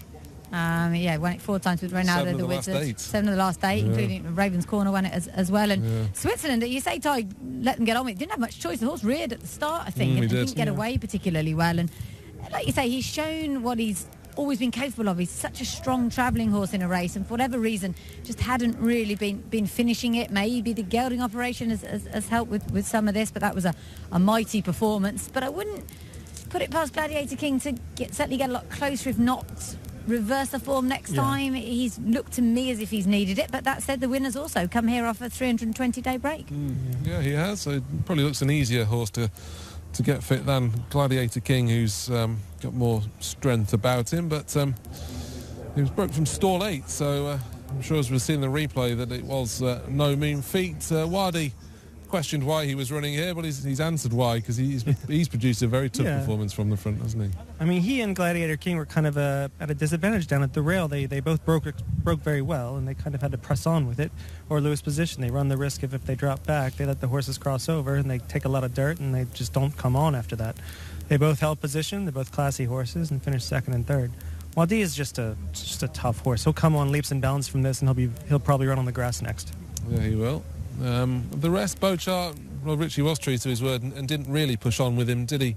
Laura, he's run his race the other way around and finished 5th. It wasn't a bad effort, but exposes his limitations to a degree at this level. Yeah, I think you're right. What he achieved last year was pretty remarkable for Beauchart. He's, I think, now going to struggle against chiefly his stablemates, to be honest. Switzerland, Gladiator King, proper group sprinters from the US that have come over here and may have taken some time to find their best form, but now are. Ward is just a remarkable horse that he keeps on doing this, and he was one when he arrived for Doug. He didn't do a whole lot for a while. It just shows how long it really takes them to find their form. And poor old Upper Class loses his unbeaten record there. It was in hindsight a fairly difficult spot for him, taking on the elders. And Good Effort is a better horse than he was on his one previous try on the dirt before. It was a bit unfair to judge him on just that one effort. I thought. Yeah, it was a cracking run. That wasn't it, from Good Effort. I thought he was briefly going to make more of a play at the finish, but not beaten far in fourth. Yeah, and I mean, he was just, exposed for class here. And I always think, looking back at the race, it is interesting because I think that Gladiator King in Switzerland ran the opposite races I expected. Yeah. I expected Gladiator King to take back a bit and come running around them, and Switzerland to be the one battling on and fading a bit at the end. Yeah, but he's seen it out all the way to the line. Leading Spirit, he's dropped away very tamely. Looks a bit of a shadow of his former self. What did you make of Radani, Laura? He seemed to be a bit closer than I thought he would be early on. Yeah, he was a little bit closer than I thought he would be as well. To be honest, he's not good enough in this company. I don't think it was the right race to run him in to some extent, given that he ran such a good race on Super Saturday behind much of the same horses. But like a lot of these, he'd had a layoff. I thought he ran okay. I was hoping to pick up a check that hasn't quite materialised, which is a bit disappointing. He's not having the ideal run of the race there, I don't suppose, but not too disappointed because it was such a good race. Yeah, well, so I say Beauchart's limitations are exposed. He was brutally wide throughout. Alcarama was another one that just missed the break. But Tig happy to go 4 wide here, and as we've said, with Golden Goal, he came 4-5 horse widths to come through and win. He was probably the best horse anyway, but just seems to be a beneficial path, doesn't it, at the moment? It just, rewatching the race now, it just looks like he knew the horse was traveling extremely well and he wasn't going to do anything to get in his way. And he, he probably knows from how he's been training that he's been training extremely well and is moving forward. This makes me think that we have to take a second look at all the horses carrying these silks for the rest of the day, especially Quip, who's a nice long price in the Mocktoon Challenge round 1. What would you be expecting from Switzerland next time, bearing in mind, the fragile horses, sometimes first time they're not feeling as much maybe, and they can get away with it today. Would you be opposing him next time? I will be, yes. Yeah. Given his reputation for being a little bit unsound, I would say that, unless he's somehow molded himself together to be a brick house from here on out, I think that he's probably going to regress a bit from this race. Yeah. Unless he gets a little more time, and they probably want to sit on him until Super Saturday to keep him sound and happy and not sore. And Gladiator King will probably go forward, won't he? Gladiator King is a Curlin. He's a strong, well-built animal. He's not massive like a lot of Curlins are, but he is going to get better as he gets older, which we are going to see. The weight didn't bother me at all. I think the trip more hurt him than the weight today. The extra weight on him, not the weight he's carrying. But, he's the one that you take out of this and you'd be like, he's probably still the best sprinter in Dubai. Yeah, I'd certainly agree with that. For Tygo Shea, that takes him on to 21 winners for the season and now 7 clear of Fabrice Veron. The last weekend and this so far has really seen him assert his authority at the top of the Jockeys Championship, and Satish Seemar gradually wearing away at the likes of Ernst Ortel and Salem Bingadea, who sit side by side on 18. That was Satish Seemar's 15th winner. Doug Watson moved on to 16 a little bit earlier on, so the trainer's title looks tight. The jockeys not so much as we take the inside, and Wadi holds that rail. Gladiator King, he just... Very smart ride by Dane. Yeah. On, not Dane, on... who was on... Alcarama. By Patrick. Yeah. He held that rail. He wouldn't let anybody get over. He knew that he had a quick enough horse to do that. Once the horse broke, he just knew he had to keep position, and he knew he had a tough horse at the same time. So it was nice to kind of see him come through. Yeah, it was Pat Dobbs on Wadi on the rail. What would you do with upper class? Because I suppose handicaps are an option with him, or do they stick to their plan of contesting the group races? He'd raced as recently as November, so just a couple of months break, but there'd be encouragement enough, I think. I feel like I wouldn't be opposed to him going to a race like the Alchendog and just seeing how he comes into it. If he really needed this race, he's still developing. He's much younger than a lot of these, and he didn't run too poorly. He was trying in the end, and he just ran into some buzzsaws today, and he was coming off a bit of a break, coming off a couple months. There's probably all these horses aren't going to run in all the races, are there? Yeah, of course not. One or two, you'd imagine Gladiator King will head to Saudi again. That would be on the agenda. and sometimes the Shindaga comes up as a slightly weaker race than the Dubawi. So, especially if horses do go to the new race in Saudi. Yeah, it was certainly a good starting point for one or two of these today. Before the trophy presentation, we can, sticking with the international theme of the Dubai World Cup Carnival, taking an interview with the jockey Valkav Janacek, who's based here in the UAE for the season with Musaba Al-Mahari. Maybe we can't. We will take the trophy in first. Yeah, Director wasn't listening.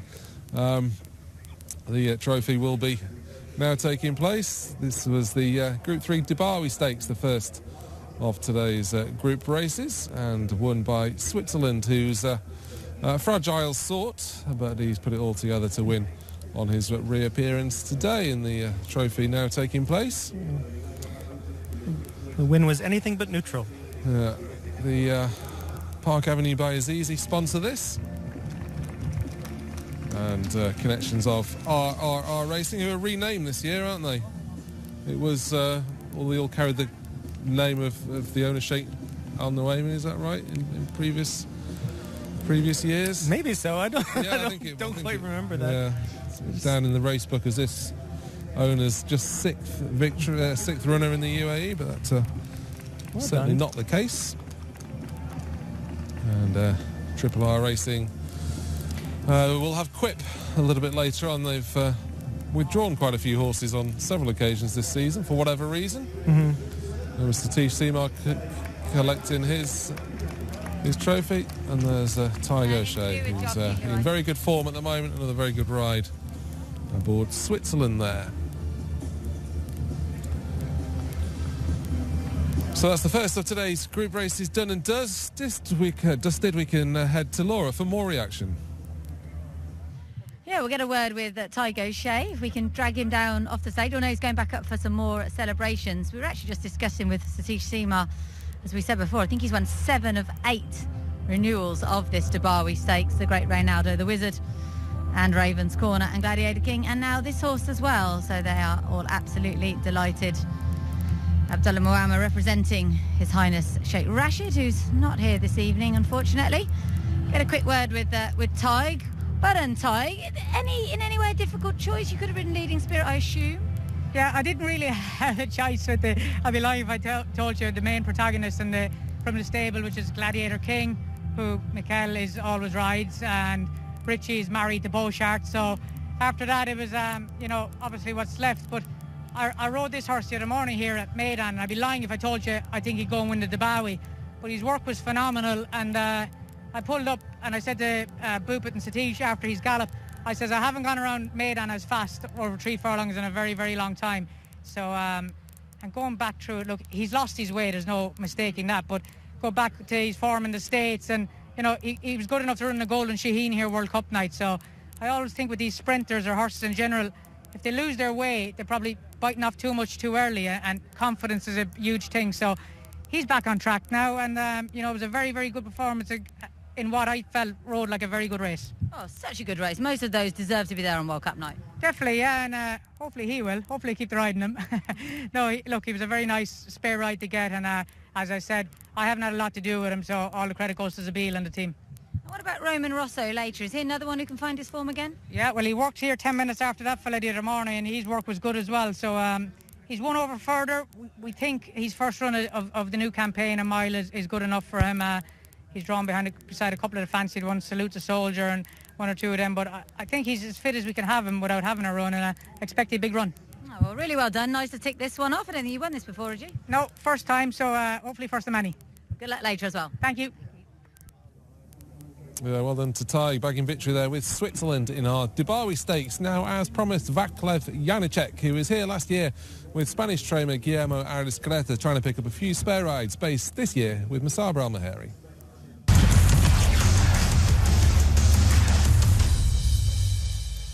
So welcome back, and tell us, why did you decide Dubai this year? Thank you. No, Dubai is for me amazing. Always was my dream riding here. I was here with my horses from Spain, but this year with the COVID situation, everything going wrong, and so I can try something new now. So I decide contact my agent here and try find some work here, and I do it. So you're riding out every morning for Musaba Al-Maheri? Yeah, I am with Musaba. He's a very nice stable, professional, stable, good people. So I am very happy there. And tell us a bit about your history, because you've ridden loads of different countries, and you're 7-time champion jockey in Spain. Oh, my history is long here. Now, yeah, I am 7 times champion jockey in Spain. I was also 5 times champion jockey in my country, 2 times apprentice champion jockey. But this is history. I just looking now front, and I want to do my best and try something new. When you came here before, you were based with the Spanish trainer Guillermo Carrera, and you finished second, so you've nearly had a winner at Meydan. Yeah, it's my next stop, next level. I want to win in Meydan or in Emirates State. I try, but now it's a little bit difficult life for me here because I coming in middle season, so it's difficult to take some interesting rides. But I will try, and we have still 3 months, and we will see what happens. And you ride very light. You can ride at 54 kilos. I think if coming some interesting chance, I can do it, but it depends. We will see.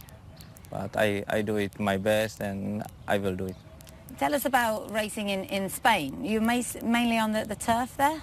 We have 2-3 race courses, bigger like Madrid, San Sebastian.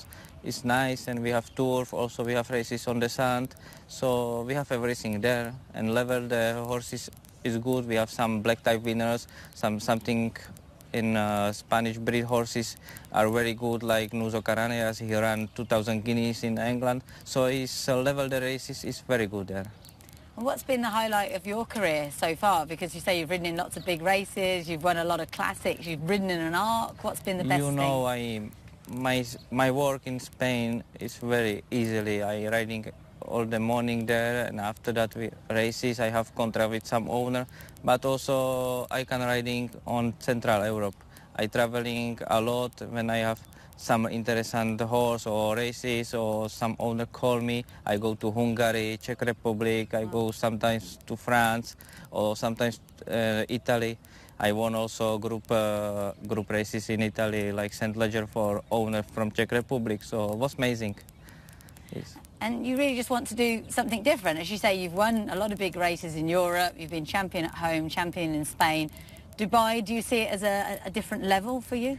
Sure, it's different level. It's also different style, you know. Many jockey what coming here, you have to work strong, and been here a little bit more years for going for be best level the jockey. We are not like Frankie Dettori Sumio. He can come and riding best races. No, we have to work a little bit, take good contacts, take good experience, and after that, step by step, you can riding best races here.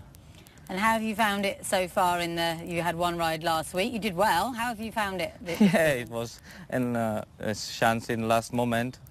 Boss called me, and 2 days before the race, if I can do, okay, I have to lose the weight, but I was very motivation to do something good with this horse, because his horse running 1,006, 1,004, always front, and Musaba put off the blinkers, so we're running easily. Horse going to relax. 2,000 meters was something new for him, and he running very well. After that, many years, I was happy with 5th place. Normally, you know, you have consideration, be always winner, take just winner in Spain.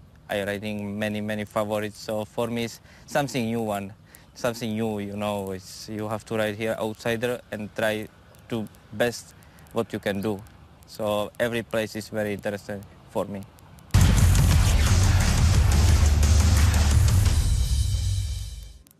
Good luck to Vasilav. Hopefully he'll find some nice rides later on in the carnival. But we're back into our group action, and it's a Group 2 Singspiel Stakes coming up next. This is a cracking good event. Dates back to 2012. Actually used to be called the Al Rashidiyah Trial. Good prize money once again, $163,000 US for them to chase over the 1,800 metres. Number 1 is Art Deval, bless him, for David Simcock, looking for a 9th winner in Dubai.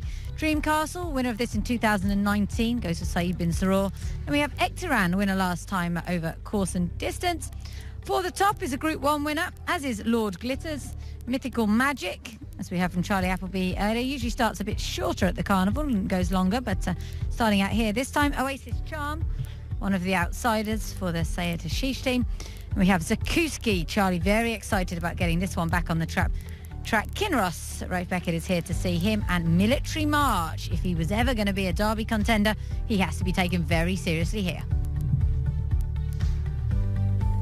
So a smart field then for the Singspiel Stakes, won last year by Ben Battleman, going off a 1-8 favourite. We haven't got anything quite that short this year, but potentially something just as exciting in the form of Military March, who is one of four Godolphin. 4 or 5? 1, 2, 3, 4, 5 Godolphin runners in this. We've got one that's gone down to the start early. The rank outsider in this is Oasis Charm. He's already on his way down to the start, having taken a chunk out of the furniture. So hopefully he and Antonio Fresu get there in one piece. But it's a fascinating race, isn't it? We've got horses such as Dream Castle, who've been here, done it before. Zakuski looked very exciting last year, and then almost in some respects the young pretenders, Military March, and shouldn't forget Kinross, who both come from that Guineas.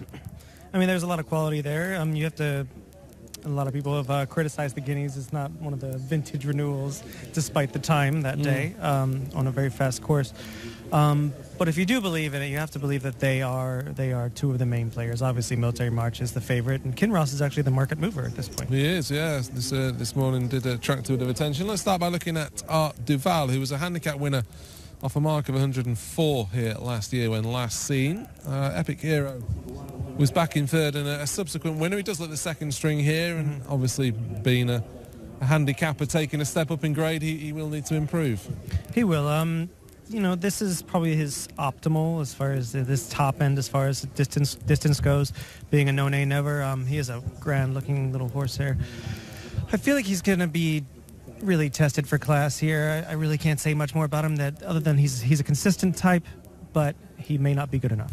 Bless him. Well, he beat Lord North at Ascot towards the end of his 5-year-old's career. Last year, though, didn't really go to plan, albeit highly tried at times. He ran in the Queen Anne, but got back on track as recently as January the 12th with a win at Newcastle, albeit that race did fall apart with a couple who were well fancied grossly underperforming. So I'm not quite sure as to what level of ability he's got, but he is a strong traveller on his day, and I can see Meydan suiting him. And Simcock is always dangerous in races like this. When he brings the horses he brings here, they are exactly what suits. And I believe he probably has the best, one of the best closing quarters here. He really can close in the final furlongs, and I feel like if there is a strong enough pace in front of him, he will pick up a lot of pieces here. Yeah, it's a smart horse with a turn of foot, dangerous. I kind of expected after he beat Lord North to see him here last year, but obviously they decided to wait for a European campaign and basically try and win very good races with him.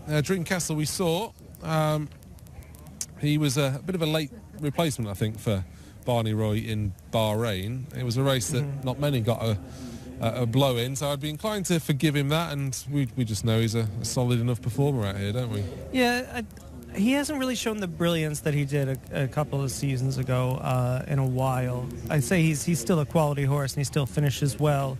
He's just not as dominant as he once was, as we watched Lord Glitters bolt out the side here. He should certainly know better. Ektiran made all the running when winning here a couple of weeks ago. We're going to expect him to go forward again, but be outclassed on this occasion. Of course, he is apparently training very well, and he's a very happy horse. But he's going to be found for form here. There's a few drifting down to start early here. Lord Glitters is gone. Kinross is on his way to start early. A few of these really should know better. There's no crowd or anything here to be upsetting them, but that's the way it is. Rafe Beckett is here to oversee Kinross, who's also in danger of taking charge of his lad down the chute. Lord Glitters is thankfully on the track in one piece with Adre de Vries. There is Frankie. He would have classed Military March as his best chance of a winner tonight, understandably so. Hopefully we'll get a good look at him. I'm not quite seeing him myself yet. It's a good-looking group of horses. Yeah. Let's go to For the Top first. These colours have already been victorious so far this year. It was a good third to Port Lions in Saudi, having finished second to Ben Battle in this last year. It was a bit of a hollow second, though, wasn't it? Yeah, and he has a bit of pace to him, but I think it's kind of deceptive. He was only setting the pace in Saudi because nobody else wanted to go. He kind of was the first jump out the gate, made a left-hand turn, got directed to the rail and put on the brakes as long as he could. I'm not sure how good that effort was, but I do think that he's a Group 1 winner for a reason, and he's a quality horse. It's just these are horses who can step up to Group 1 level on their day. Some of these. Military March, he's not the biggest, tallest horse. He's got the hood on. Quite well put together. This is Mythical Magic, who would be a bit of a surprising winner. Did finish second in the Al Fahidi fought last year, and indeed the Zabeel Mile. They've tried him over longer in the UK without convincing he's been in the same sort of form.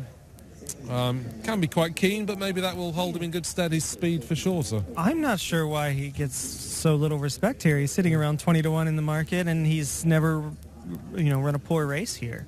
I feel like 9 furlongs is within range for him, especially with his maturity, and I can't see him out of the top 4 in this race. No, I'd expect him to be fairly prominent early on. There's Lord Glitters.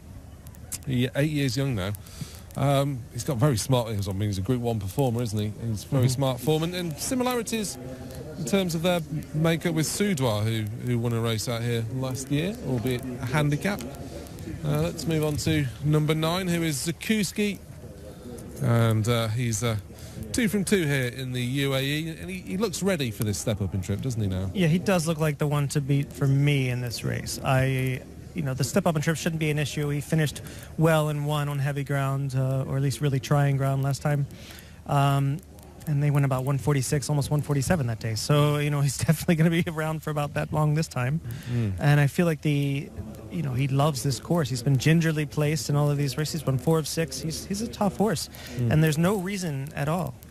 Let's find out a bit more of one of the international runners, David Simcock, who's talking to Laura. Well, David Simcock has a fine record here in Dubai, looking to extend it with Blessing. We're just saying he must be pretty fit. He only ran last week.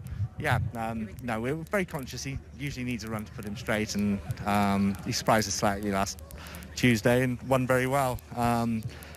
We sort of got a busy campaign for him. He'll probably stick to stakes races, even though, at the weights he's got a lot to find. The only real concern is running him back, as you say, 8 days later and a plane trip. So you're taking it sort of as you see it and, hoping for the best almost. But he's in great shape and hopefully he'll run very well.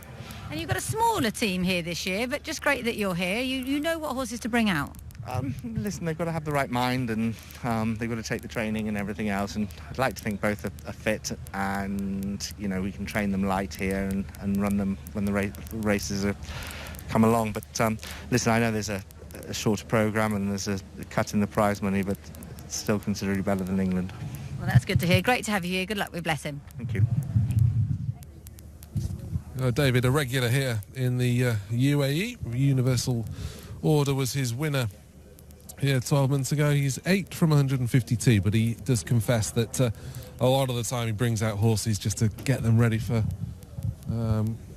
sort of the European season, and old handicappers do well just picking up prize money. He's good. This is the favourite then, Military March, and he's a well put together, very strong individual. I said he's probably not the tallest. It's hard to decipher on those shots alone, but he looks a very nice horse, as he already proven on the turf. He does, and his reputation precedes him. It's just there's enough there. There are enough holes to poke in his form for me, and lack of running for me to choose others in here, especially while he's being so heavily supported in the market. I'm not certain that today is his day, but he could also bolt up and destroy this field at the same time, and I wouldn't be surprised. It's a fairly lengthy absence, isn't it? June. He's been off since. Let's maybe have a look at one or two bits of form after we look at the course and distance for the Singspiel. Start right down the far side. There's another look at Lord Glitters. We didn't mention Kinross. He was one of those down at the start early. He's only had 7 starts. I think when he made a winning debut, won by 8 lengths, they obviously thought he was very talented. He then ran in the Guineas. He wasn't beaten too far by Kimiko in 6th, and then, as is the case with most classic horses that aren't quite good enough to run in a classic, just finds a few runs to find their feet again. Yeah, and he, we'll give him credit. When he is right, his acceleration, his turn of foot is exceptional. It's just whether or not he's going to be able to show that today against horses, like Zakuski, like Military March, who are also known to have a nice turn of foot at the same time, and even Lord Glitters, when he's on song, is very, very tough. Kinross, to me, the market's moving really strongly with him at this point, which makes me think that maybe there is something there, but at the same time, I think that he still needs to find a few lengths to compete here and win here. It was an impressive win at Kempton the last time. He travelled strongly, quick and through. That was in listed company, and as I said, just a case of him very much getting back on track. Maybe let's have a look at Art Duval then in galloping action. He's at least a course winner. He won last February when we last saw him. As they're circling down at the start, so a few of these arrived here early. Art Duval, Laura, doesn't look the first pick by any stretch of the imagination, but he's a solid enough prospect, isn't he? He's one who Charlie was very keen to sort of talk up when he came here for the Carnival 2 years ago, with good reason, because he did win. That was back in 2019, and he's not a horse who stands a great deal of racing. He's 4 from 7 in his career so far, and he kind of scrambled home, didn't he, beating Red Cactus back here in February last year. On the bare form of that's not good enough to win this, I don't think. But I don't know, it's such a deep race. Charlie was very, very, not to say bullish, but excited, genuinely excited, I thought, about Zakuski, who has done nothing wrong here in Dubai. And again, he's not really a particularly flashy horse. Yeah, he did pretty well when he beat Yaleo, but he just kind of just got the job done when he beat Mythical Magic last year in the Zabil Mile. So I'm not expecting fireworks from Zakuski if he does manage to win. But of course he's got to beat Military March, and I'm all about him, I'm afraid, in this race. He's just, Sabre and Straw is just so good at bringing these horses back from injury to win at the Carnival. Not necessarily in this good a company, though, it should be said. And we obviously don't know the extent of the injury, but we were led to believe from little reports that we read that he was being readied for the Derby and just niggles, and once you get to August, September, there's no point pushing him for what is potentially going to be soft ground at the back end. He was around about 5-1 for the Derby, I think, at one point after that cracking run in the Guineas, and after he won at Newmarket, Said always said, this is more of a Derby horse. And another trainer that's based in England didn't have a lovely base out here, might have tried to get the wins into him and the runs into him in October, but Said knows he can come back here and really campaign for riches at the Carnival, so why try and push him before that? The fact that he gets weight off some of the field here is also in his favour. Interestingly enough, Frankie Dettori, for all that he's won most races here in Dubai, has never actually won this race. Was he not? No, it's I suppose it's a fairly new race, is it? 2012, the Singsville. It was the Al Rashadir trial for a while. Right. It's been won by some great horses down the years, including, of course, Ben Battle, 2018 and last year. Well, there's the horse that we expect to make the run in Ektiran. That's not to say that the pace is going to be any stronger than we've seen on previous turf races. I'm going to stick with Zakuski in this. Would it be Mikey? I really wanted to pick Lord Glitters in here, but I'm going to stick with Zakuski as well. I think he's just ready. And you're firmly in the Military March. Yeah, I am. I can't be swayed, I'm afraid. Well, let's hope we do see a smart performance one way or the other. It's a race that's gone to favourites in 6 of the last 9 runnings. As I mentioned, Ben Battle last year at 1-8, Saibin Throws won the last 3 twice with Ben Battle. And Military March is his Carnival horse. He's the pin-up boy, if you like. He could well end up on dirt, could well end up pointing towards the Dubai World Cup, but things will have to go to plan here tonight. First, by no means a gimme either. Charlie Appleby saddling a couple of solid representatives against him. And don't discount Dream Castle either. He is a horse that does well here in Dubai. Let's head up to Craig for the calling of the Singspiel Stakes. Big two in the market. Military March and Zakuski. Military March first time out here at Dubai. Zakuski looking to remain undefeated at the track. So they're moving in. Lovely night at Meydan. Head breeze for the runners as they run up the final straights. Now we're set to go. Ready. Racing in the Singspiel and a beautiful line out of the stalls as well. Ectoran's going to try and kick through underneath of Art Devel. Mythical Magic up on the outside, surges forward. Military March is going to be handy coming across from a wide draw. For the top is over near the inside. Zakuski one off the fence. Next of all is Oasis Charm. Then came Kinross getting a little tight for room. Outside of it is Dream Castle with the white cap. Then Lord Glitters and Bless Him went back to the rear. They run their way down the back. 24.68 was the lead, and scooting away in the front is Mythical Magic. Out by 3 lengths over Ectoran in second. Another 2.5 to 4 the top. Then came Military March over on the outside. Followed in turn then by Art Devel. It covers up at this stage Oasis Charm. A length away to Zakuski. Next of all Kinross improving along the inside from Dream Castle. A length away to Lord Glitters, joined on the fence by Bless Him. Down the side of the track they come, and Mythical Magic is off the chain and out with a big break, led by 4 lengths over Ectoran, and they're 6 lengths clear of 4 the top. Next of all is Military March. Then came Art Devel. Zakuski about to be pushed into the clear and come out wide from next of all Oasis Charm. Then came Dream Castle, Lord Glitters, and well back Bless Him.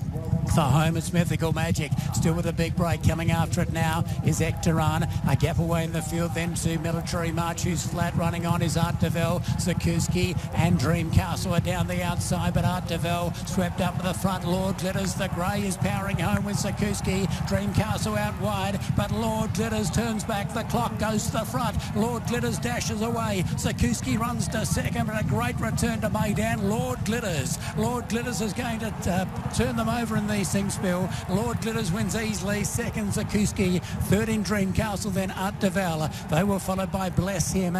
Then Kinross. Well back was Military March. Never came into the race. From 4 the top, Ectoran, and the early leader Mythical Magic runs last. Lord Glitters for David O'Meara, representing the UK, has returned to the scene of one of his big runs here. He wasn't victorious behind Armandai and Vivlos, but ran a cracker here in the Dubai turf. Then went back home and won the Queen Anne Stakes and hadn't been able to prevail since then. Had been widely travelled, but has taken out the Singspiel in a hollow fashion. Absolutely decimated them here. Zakuski's run a cracking race, and Dream Castle down the outside from Art Devel. Military March wasn't in the hunt. It was one of the first beaten as they turned for home, so let's hope he returns okay.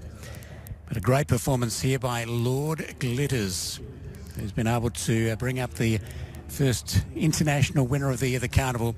Adria de Vries, a perfect ride for David O'Meara, taking out the Singspiel.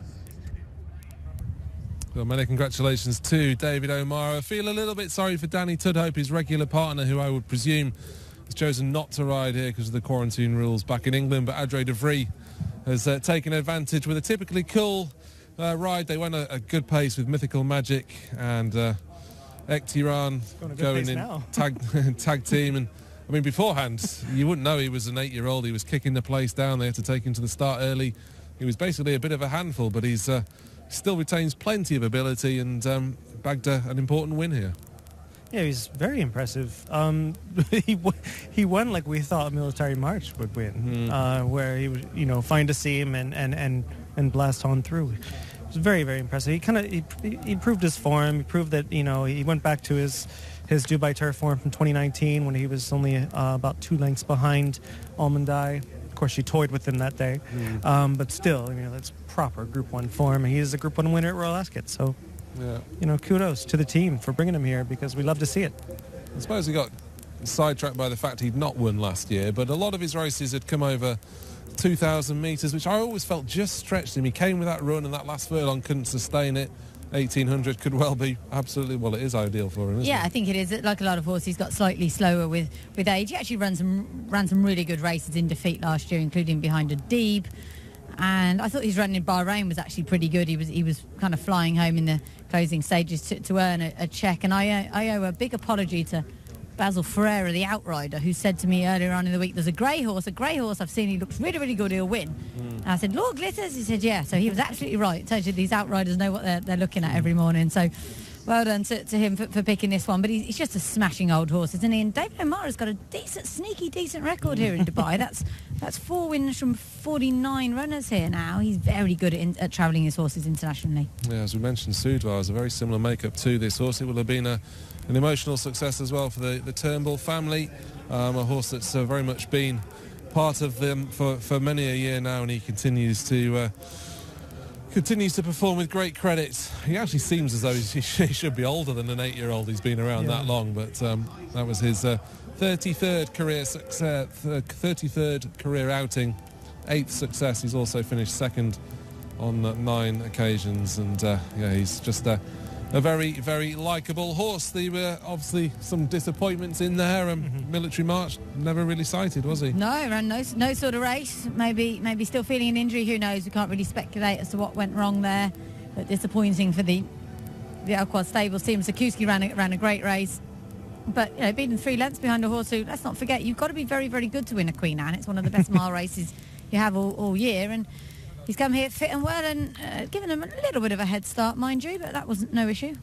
No, it wasn't the way that the pace went. Mythical Magic can be a keen-going sort, and he certainly was out in front with Ektiran tagging him in second. The pace would have suited the likes of Zakowski and Dream Castle. When you look at the position of Lord Glitters, he's held up right, or near enough right out the back, as is his wont. Bless him, is just on his tail, and Kinross on his inside. This angle doesn't really show how far Mythical Magic was clear at this early stage. Yeah, he was rolling along, and maybe that was, by design. He was trying to set it up for Zakowski to come running.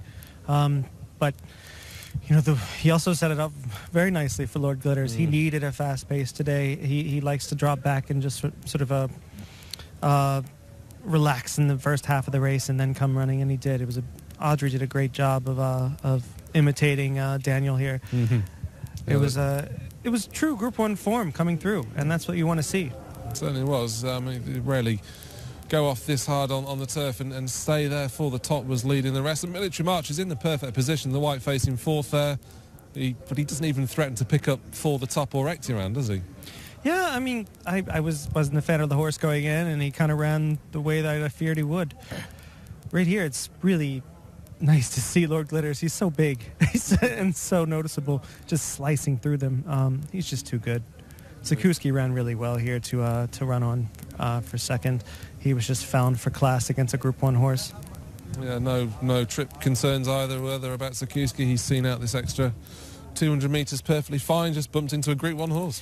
He did. I wouldn't fault them if they went back to the Zbiel mile with him. No. He might be slightly better at a mile. And the couple of the other English horses who ran on from the back, bless him, and Kinross finished 5th and 6th respectively, without neither of them necessarily advancing their form in too many ways. Dream Castle has produced an honest run. Art Duval briefly hit the front there in the Black Cat, but he's probably run to his mark as well of 107. Just an honest horse that knows how to hit the front. It's just when the better horses come to you, you're not going to be able to answer them. He's gone on and won by 3 lengths in the end, this horse, Lord Glitters, and he'd had that fairly recent run as well. He's probably been kept on the go for much of last year. I can't remember whether it was maybe the year before they were quite late in starting with him, or maybe it was even this year they missed it. It was this year, I think they missed the Queen Anne because he wasn't quite ready. So yeah, and they had obviously with the truncated season, they had a bunch of races sort of crammed together at the end of the season there, and that was capped with going to Bahrain, but they've held him together really well. And hats off to the Turnbulls. They, whenever they have a horse of this quality, they are not afraid to take him around the world and sort of show him off, and they've done that really well with him.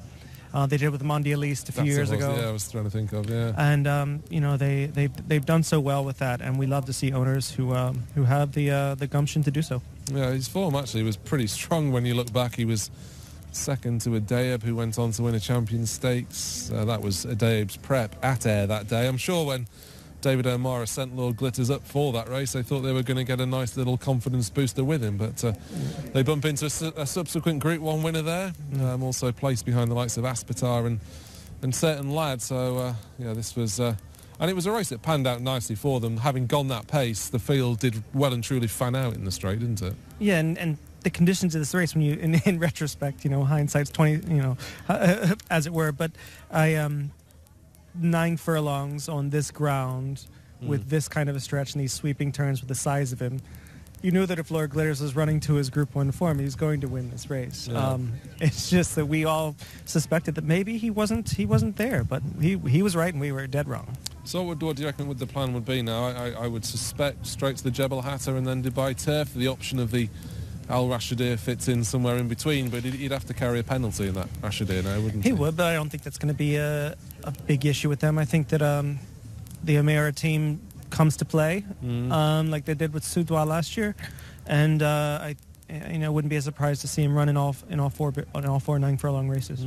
Yeah, why not? You'd be largely coming up against the same bunch of horses, really, and he's shrugged them aside here, winning by 3 lengths in the end, ending Charlie Appleby's hopes of dominating all 4 turf races on tonight's card. And great to see an early international winner with David O'Mara successful, with Lord Glitter's Adre de Vries on board, who has ridden, I think he rode a winner for David O'Mara at the Carnival a few years ago, so it's a partnership that has gone back, and they've been successful. And Adre de Vries is still one of the best turf riders around here, isn't he?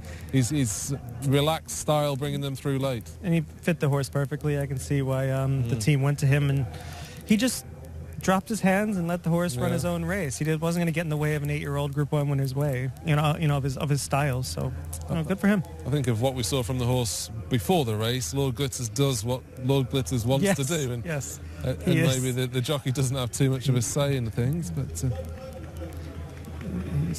so the stable representative from David O'Mara collecting the trophy. One of the negatives of the Carnival is going to be how difficult it is for trainers to travel out. We've seen Rafe Beckett, David Simcock here tonight, but David O'Mara still operates a very busy stable during the winter, so he's probably needed more on the ground there at the moment.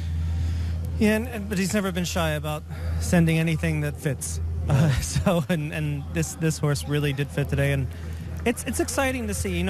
Obviously Godolphin wins a lot of races, especially at this level, and especially this kind of a race, but to see a proper Group 1 horse come over and show them how it's done it's a little bit satisfying. It's also good to see them coming out for the start of the Carnival, because ordinarily this horse would come Super Saturday, Dubai Turf, and that would be it, but not to this year. He's here for right at the start, and he's won the Singspiel under Adre de Vries, who's now talking to Laura.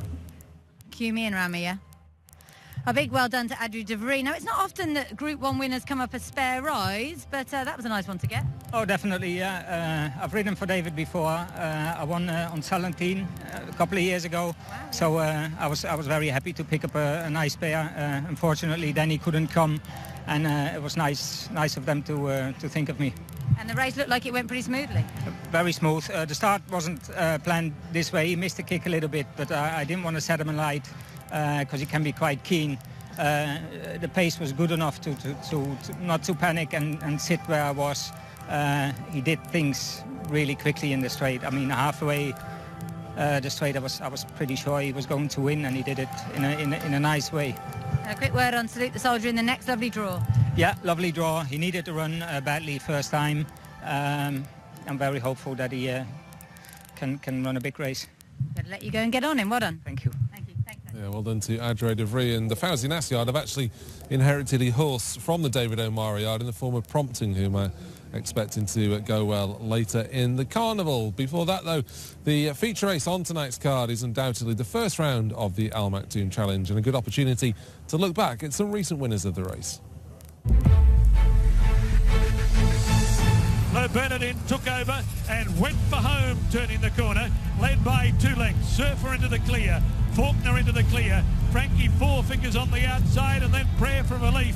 But La Bernardin brings them to the 250 metres mark. He's 3 lengths in front. Faulkner's run to second. Surfer's flat. Leal's beginning to run on. La Bernardin in front at the 100 metres mark. He's tired. Faulkner's closing the gap. So is Leal. But here's the post, and La Bernardin. La Bernardin has won from Leal. A photo for third between Prayer for Relief and Faulkner. Clear of Surf. Long Long River went to the front with Cool Cowboy moving up on the outside to pounce. La Bernardine had to be hooked around their heels. Cool Cowboy comes at Long River. La Bernardine, the fresh horse on the outside, comes at the pair, reels them in. La Bernardine, Hoodoo's best turned out. Don't worry, La Bernardine's bursting away with the first round of the Mactoum Challenge. La Bernardine coming away has won brilliantly. La Bernardine first, Long River second. Linda Amour's run third, then Gold City. Cool Cowboy Motionless, followed then by Munasa. Heavy Metal, Macau Barcelona makes a bid for home, gets out by 4, but here's Thunder Snow running into second ahead of North America. Next of all then is Long River. They go to the 250. Heavy Metal has Thunder Snow with plenty to think about here. It's Heavy Metal out by 5. Thunder Snow trying to bridge the gap. They've beaten off North America and Long River, but Heavy Metal is well clear. Thunder Snow won't pick it up. A great win by Heavy Metal. Heavy Metal goes back to back and wins by 4. Second in Thunder Snow. They were followed by North America, then came Long River. Next in was Tamol, followed by Cosmo Charlie, and a confrontation of Big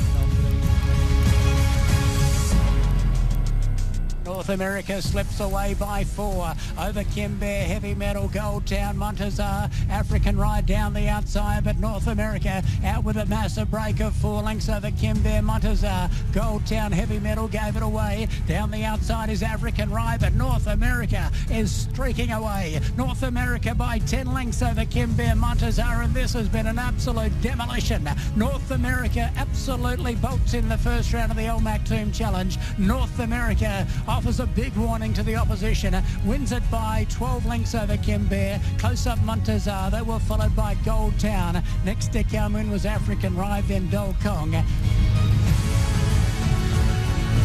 North America, the one to catch. It's out by 3, Secret Ambition. Kimber's in the middle. It begins to run on very strongly as North America begins to tippy toe. 250 metres to go. North America with a real challenge here from Kimber and Secret Ambition. North America grinding it out, but coming out of Secret Ambition and Kimber in the middle. North America joined by Secret Ambition. Kimber between them. Secret Ambition went to the lead. Kimber got his nose down. They hit it. I can't split them. Secret Ambition on the outside of Kimber. I think they've just nosed out North America. A gap off then to Montazar, followed by Rodani, and back at the tail, Team Talk with the exception of Heavy Metal. Our feature race is next up here at Meydan. What a feature race it is. It's one of the oldest races run here in Dubai. It goes right back to 1996. Mactoum Challenge Round 1 for the thoroughbreds. It's been a Group 2 since 2013. And we have a very valuable prize money fund of $228,000. Number 1 is Ajuste Fiscal, one of 3 Group of Grade 1 winners in the race. Capizano has also achieved that in his career. Emblem Storm, 2 from 3 so far for the 4-year-old. Gifts of Gold represents Saeed bin Saror, who's won this race 8 times. We have Kimber, defending champion, mark of approval. Military Law, among the favourites for this race. Quip for RRR Racing, already successful this evening. Roman Rosso, another one for Satish Seema. Tiger Shea rides that one. We have Salute the Soldier, so impressive in the Bergenahar over this course and distance on Super Saturday. And the Great Collection, he's got a bad draw this time, but he did look very good when winning the Dubai Creek Mile back in December. Yeah, really looking forward to this race. A series of races that has a rich tradition here in Dubai. Years gone by, they used to have a point system for all 3 rounds, and there would be prizes on offer for connections. I think that's a thing of the past now, with the round 1 kind of pointing to the Godolphin Mile, and then rounds 2 and 3 looking ahead to the Dubai World Cup. But we'll start by going through them, Mikey. And Ajuste Fiscal heads the procession for Antonio Sintra. 6 from 10 in Uruguay. Proven over further, so any concerns about this just happening a bit too quickly for him? Yeah, I think that the trip is probably the only issue with him. The deeper surface than what he's used to is probably going to work in his favor, because he does have a little more stamina than the mile would assume. He's a son of Ioya Big Time, who I remember from my Chicago days. He was a really, really talented stayer on the grass who could also run on the dirt if need be. But yeah, I think he's going to be very tough here. This is Capizano, who's probably in a similar boat to Bochart earlier in that he is the likely speed but drawn wide. He does have such electric gate speed, though, that stall 10 might not be too much of an issue. He can be a bit all or nothing. Beat Thunder Snow by 9.5 lengths in round 3 of the Mactoum Challenge. In 2019, he was the 7-length winner of the Firebreak last year. A couple of tailed off performances in between, but his reappearance was solid enough when he looked as though he needed the run. It was. I'm just not convinced that he's going to show the same sort of oomph he's shown in the past. He's a 7-year-old now. This is Gifts of Gold, who struck me as one of the least likely winners of this race. He was a handicap winner off a mark of 100 back in the UK during the summer, but that was with a £5 claimer on board. He drops in trips, switches to dirt by Invincible Spirit. For me, he's going to face lots of kickback and say no thanks. Yes, it's gonna. He's a consistent sort. He really tries, fairly hard in all of his races. It's just, I'm just confused of why he's in this race. That's all. To be fair to him, he's got a bit of strength about him. Sometimes it can be strength of facing the kickback and mentality, etc. This is Emblem Storm, and there's nothing to him. He's not the biggest, hasn't grown much in terms of how tall he is, but he proved tough in winning those 3-year-old races last year, the Albastakir on his latest start. I would always question the strength of that form, though, coming into a genuine Group 2 here. Yeah, I mean, obviously has a bit of talent to him. He has no size to him, just like his sire, English Channel, was a tiny little animal. But he's got plenty of stamina, and he's got a little bit of speed to him. So I wouldn't be surprised if fresh off the bat he actually shows a little bit of pace.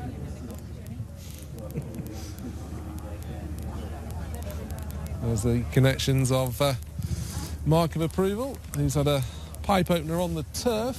Let's look at Kim Bear first. He's a horse I've never massively got right in, to be honest with you. He did win this race last year, and it was a brutal encounter which seemed to leave its mark for the rest of the season. He didn't strike much of a blow behind Ben Battle nor Salute the Soldier in the Burj Nahar, but he's had a nice break now, and wouldn't surprise if he got back on track here.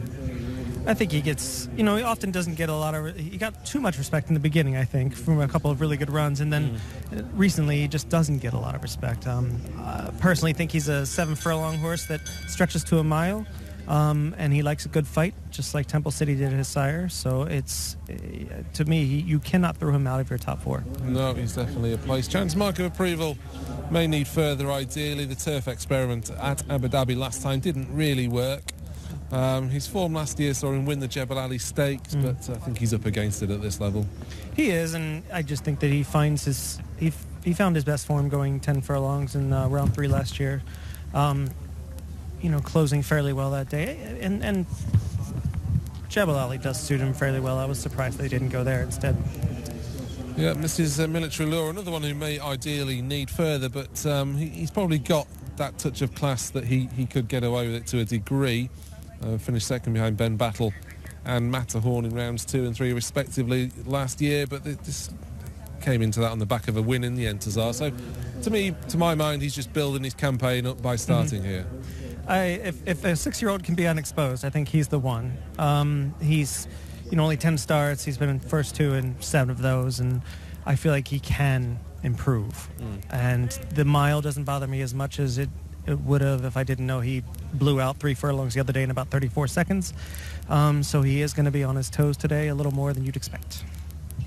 This is Quip, who's one of 2 in the race from Satish Seemar Yard, who've shown quality elsewhere in the world without things really firing here in the UAE, a la Switzerland, I suppose. This will be his first start for Satish, having trained by Doug Watson previously, but he's got some excellent form. Second to Seeking the Soul, where the likes of Tom's Day Tat was in behind. A bit of a leap of faith he's required to see him returning to his best, but could happen, as it could with this horse, Roman Rosso. Yeah, I think both of them are serious horses with excellent back class. Quip is going to be, I think, the more obvious one to come forward. He's just a solid multiple Grade 2 winner and has always been really well managed when he was in the States by Rudy Brissett. Here, things didn't go as rosily as you would want, but I wouldn't be surprised if this season he steps up in a big way. Roman Rosso, on the other hand, kind of has the same thing going for him. He's had time to settle in. and he has a little bit of pace to him as well, so he could be a factor there. I'm just not sure that he's good enough to win here. No, there was more encouragement in Roman Rosso's runs here so far behind Ben Bassel and Matterhorn, in that he lay handy and was wide and had excuses, but yeah, they are up against it ratings-wise, but with reasons for believing they could run well. The Great Collection seemed to have his cup final last time in the Creek Mile, but again, he could benefit from others going off hard. He looks great. That's the thing. It's like he looks phenomenal out here today. We keep bashing him because, I picked him last time, and I will take full credit for that. Yeah, but I will. Why not? Yeah. But today I'm not, and I just think that it's just tougher competition, and the horses are fitter that are around him. I still would not be surprised if he factors here. It's just going to be a tough run for him. Yeah, he could take the most of others' limitations. Let's head into the parade ring, and Laura. It's really good to have Antonio Sintra and his team back here in Dubai, and I have to say, Ajuste Fiscal, he looks great. He's a really good horse back home, isn't he? He is a great horse. He's the horse of the year in Uruguay. He's a top rating in dirt on South America. Let's see what level we are in South America. It's difficult to know how good the form is back there. And also, do you think he's better over further than this distance? It's short distance for him. But to start the carnival can be a good race, and maybe he get more fit for the next one. Okay. And then you have Almoradi later as well, who goes on the turf. He's an amazing horse. He's won on dirt and turf. Is he better on dirt or turf? I prefer on dirt, but I believe he's not comfortable in this kind of dirt. It's a little bit soft, different than Uruguay. Then I hope he on turf. He won in turf in Dubai, in Uruguay. Then he can run well. And it's really good to have you back here. And I think, did you just win a big race at home recently as well, last week? Sorry? I saw that you won a big race in Uruguay a couple of weeks ago. Yeah, the biggest race in Uruguay was 17, and lucky we won, and we are very happy. Celebrate. Far from there, but we celebrate. Well, really well done. Let's hope you can celebrate more tonight. Thanks for talking to us. Welcome. Thank you. Yeah, good luck to Antonio Sintra with Ajuste Fiscal. He was due to have two runners in this, but unfortunately his other was a little bit lame earlier in the week. There's a look at the Meydan Grandstand, which will hopefully be full of people in the not-too-distant future, although that isn't particularly looking that likely as things stand. There's a Emblem Storm going down to post. We saw Salute the Soldier, Mikey, going out late, as is his wont. He usually comes straight into the parade ring, straight out. But he's looking a far more relaxed animal this year. Yeah, fitter animal as well. He's tucked up underneath, which you like to see, and he's a little. Wasn't chunky last time, but he was. You could tell he needed the run.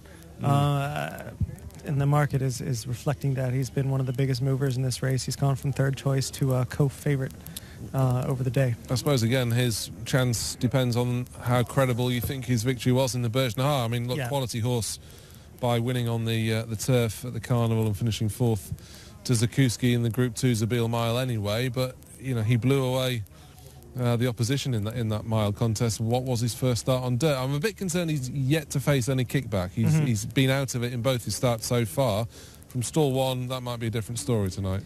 Yeah, I'm not certain that that race was a farce by any means. I feel like he is that good when he's in that kind of shape. Yeah. I think last season he had a couple of races really get him to that point, and what does give me a little confidence in him is that he is honest, and he does run a good race, a decent race almost every time, and he's proven that in different kinds of configurations and distances and surfaces.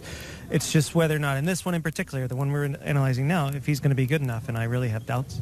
No, it might need a similar pace meltdown for this horse to win. Capizano was on the rail on that occasion, and there is Salute the Soldier. I'm actually a bit concerned about Capizano's demeanour tonight, Laura, because he's cool, calm and collected. If he runs his race, he's usually awash with sweat and jig-jogging everywhere. Yeah, it's not ideal, is it, when you see one behaving in any way differently to what they do before their successes. And did he fold a bit tamely on this occasion? The common consensus is that he really needed the run. He wouldn't have to step up too much to I don't think reverse form with poor old Great Collection, who's a horse that everyone seems to want to try and get beaten, though he rarely runs a bad race. He's been a super horse for Zor Sekrikov and Connections over the years. And he looks great. There's no reason really why he won't run another good race, even though he's drawn in 11. There's little Emblem Storm. It's going to be very difficult for him tonight, isn't it, I think? That's a good measure of his size, isn't it? Yeah, up against Gifts of Gold. And Gifts of Gold is 2 years older. Yeah. And this was a very good performance, but we quite often see very good performances on Super Sato when the track can ride really, really fast, and they don't necessarily back it up subsequently, particularly in the Bastakia, I have to say, where they do often finish strung out like this, and they can just be beating a bad bunch of 3-year-olds. A bit too early to write these others off, though, bearing in mind we haven't seen Tuz, who was second there since. No, exactly, and Commanding, unfortunately, was injured the other week, so his true worth as well yet to, hadn't really been deemed, but, he's not exactly in lightly here, is he? He's blinkered for the first time, which could sharpen him up. That was 1,900 metres. It's just a tough introduction. Maybe you'd have preferred to have seen him race before now against his own age group. There have been enough opportunities, but they've opted to come straight here with him. They had a nice solid warm-up as well. I mean, I think they're going to show a little bit of speed with him today. He's going to ask him to run. I am looking forward to one day seeing him on the grass. I want to see it. I think that the way he hits the ground, he looks like a grass horse. Yeah. He's obviously by English Channel out of a high chaparral mare. The only other English Channel I've seen around the dirt was VE Day, who won the Travers. But VE Day looked like a dirt horse. He was big and strong. This one looks like a just a prancing little just tiny little thing, just skips over the ground. Well, they can at least make a call based on how he performs tonight. Gifts of Gold actually quite impressive in size and how he looks. And there's Salute the Soldier, who does take a bit of managing, but they appear to have got his demeanour before the start of a race down to a fine art now, in that he gets saddled up in the pre-parade ring, basically does a quarter of a lap, and then he's straight out. And there's another look at Mark of Approval, who would be up against it so far. Syed Hashish not had too much luck so far. He'll be hoping that one runs a little bit better. So this is basically a very tough conundrum. A lot boils down to, do we think Capizano can get over and dominate from stall 10? Is Kimber the horse he was? Can Satish Seamar's pair of Quip and Roman Rosso bounce back to former glories? Is Mark of Approval Military Law going to need further? It's a tough one. On the rail. Obviously, a lot will depend on the pace, which we expect to be strong. If they go really fast, that plays into the strengths of Mark of Approval Military Law. Quip, in particular, can bounce back, I think. I think he's got a big chance here. Roman Rosso also can go well. Tig was pretty complimentary about the way he'd worked the other morning. Capizano on song is going to run away with it, but is he on song? I'm not sure that he will be tonight, so I shall stick with my pick of Salute the Soldier and hope that Adri hasn't used up all his wins tonight in the last race. I suppose the more you look at it, the more Salute the Soldier does tick quite a few boxes, doesn't he? He does. It's just the box that he's breaking out of I don't like. Adri loves it. He was very, very happy about that. I mean, he's going to have to go. That's the thing. And he's going to have a lot of company. Capizano's going to be pushed up there. Quip, I think, is going to go. Or at least show a bit of pace, because he does break really well usually, and I think he's gonna come running, and he's gonna be fresh. I'm not sure who's actually gonna win that battle. Just one thing on Kimber. It was such a brilliant race last year between him, North America, and Secret Ambition. It was such a struggle to the line. I'm not sure that didn't. I'm not going to say it didn't finish him. Of course not. But it may have just left a mark on him, and he just wasn't quite right in those two subsequent starts when they did try and stretch him out, then brought him back to a mile. So if he's on song, he goes close, but I think that was very, very tough for him, and I do think it made things harder for the rest of the season. Yeah, that's definitely the conclusion I drew with Kimber, and no reason why he shouldn't bounce back here, but they're beginning to load for the opening round of the Maktoum Challenge, one of 3 races in this series. Invariably kicks off the carnival, as indeed it does again here. Mikey, your final selection? Military Law. I think he's gonna. I think he's gonna finish the strongest of any of these, and put a slight note on Ajuste Fiscal. I think he's going to come running as well. Yeah, it could play to the closers. Plenty of these with a bit more stamina than the the mile, the genuine milers in there, you'd have to say Capizano, Kimber and Salute the Soldier. There is Capizano, who, pleasingly enough, is now seeming to get a bit more... Maybe he honoured. heard you. Yeah. He's now providing enough antics for anyone. In fact, maybe too many antics for Mikel Barcelona and the stalls handlers, but they're a good team. I'm sure they'll get him in. Yeah, it is worth noting that he can be a bit slowly away, but as always with the dirt racing, a lot will depend on how they break. There's Emblem Storm going in. He'll almost fit under them. He's in there under William Buick, who made a good impression on the dirt last year, of course winning the Guineas with 4 left, more than just a turf jockey. The Great Collection might just be about the last to go forward. So let's head up to Craig. So they're right to go. First round of the Al Maktoum Challenge. Ready. Go there racing from the mile, and all dawdling out of the stalls was Mark of Approval. Away quickly Emblem Storm, and driving through on the inside Military Law is going to be very handy. Capizano's going to try and burn them off as they go to the dog leg. Just off them then is Roman Rosso, Salute the Soldier, Gifts of Gold, Quip up on the outside. The Great Collection out 5 wide. Then Ajuste Fiscal, 2 lengths away to Kimber, the defending champion. And back at the tail is Mark of Approval. Down the back behind a hot speed of 23.82, and the front runner Capizano did some work, but now trying to be eased in the front by Barcelona. Capizano the front runner, Emblem Storm, Military Law down on the inside, then Gifts of Gold. Quip is out wide exposed, followed by Salute the Soldier, then Roman Rosso. Very deep is the Great Collection, followed by Ajuste Fiscal, then Kimber travelling well about 8 lengths from the leader, and last is Mark of Approval down before the bend. Capizano trying to be nursed here as they go by the 600 metres. Up on the outside is the 4-year-old Emblem Storm, then Roman Rosso quick. Next of all is Military Law looking for an out off the inside, then Ajuste Fiscal. They were followed as they turn for home by the Great Collection. Salute the Soldiers back near the inside with Kimber and Mark of Approval, but into the straight they come, and Military Law has burst up the lead. Salute the Soldier getting through Ajuste Fiscal. The Great Collection, Roman Rosso, Military Law in front. The Great Collection, Ajuste Fiscal run on. The front runner Military Law going great guns, but the Great Collection tries to spoil the party, but Military Law, oh, this is ominous. Military Law wins by 1.5 lengths over the Great Collection, third tight. Ajuste Fiscal, Roman Rosso will Salute the Soldier, followed by Mark of Approval. Then came Quip. They were followed by Kimber, Capizano and Emblem Storm. Back at the rear, tailed off was Gifts of Gold. Military Law, he may well be the Dubai World Cup favourite after this. I know there's a lot of water to go under the bridge, but the 1,600 metres was just going to be a prep. He's bolted up. This is a very, very, very good horse. Masaba El Mahiri and Antonio Freshu got a lovely run the leaders back, it must be said, but he's jogged home there. The Great Collection backs up that super run last time and runs another cracker and a 3-way go for third.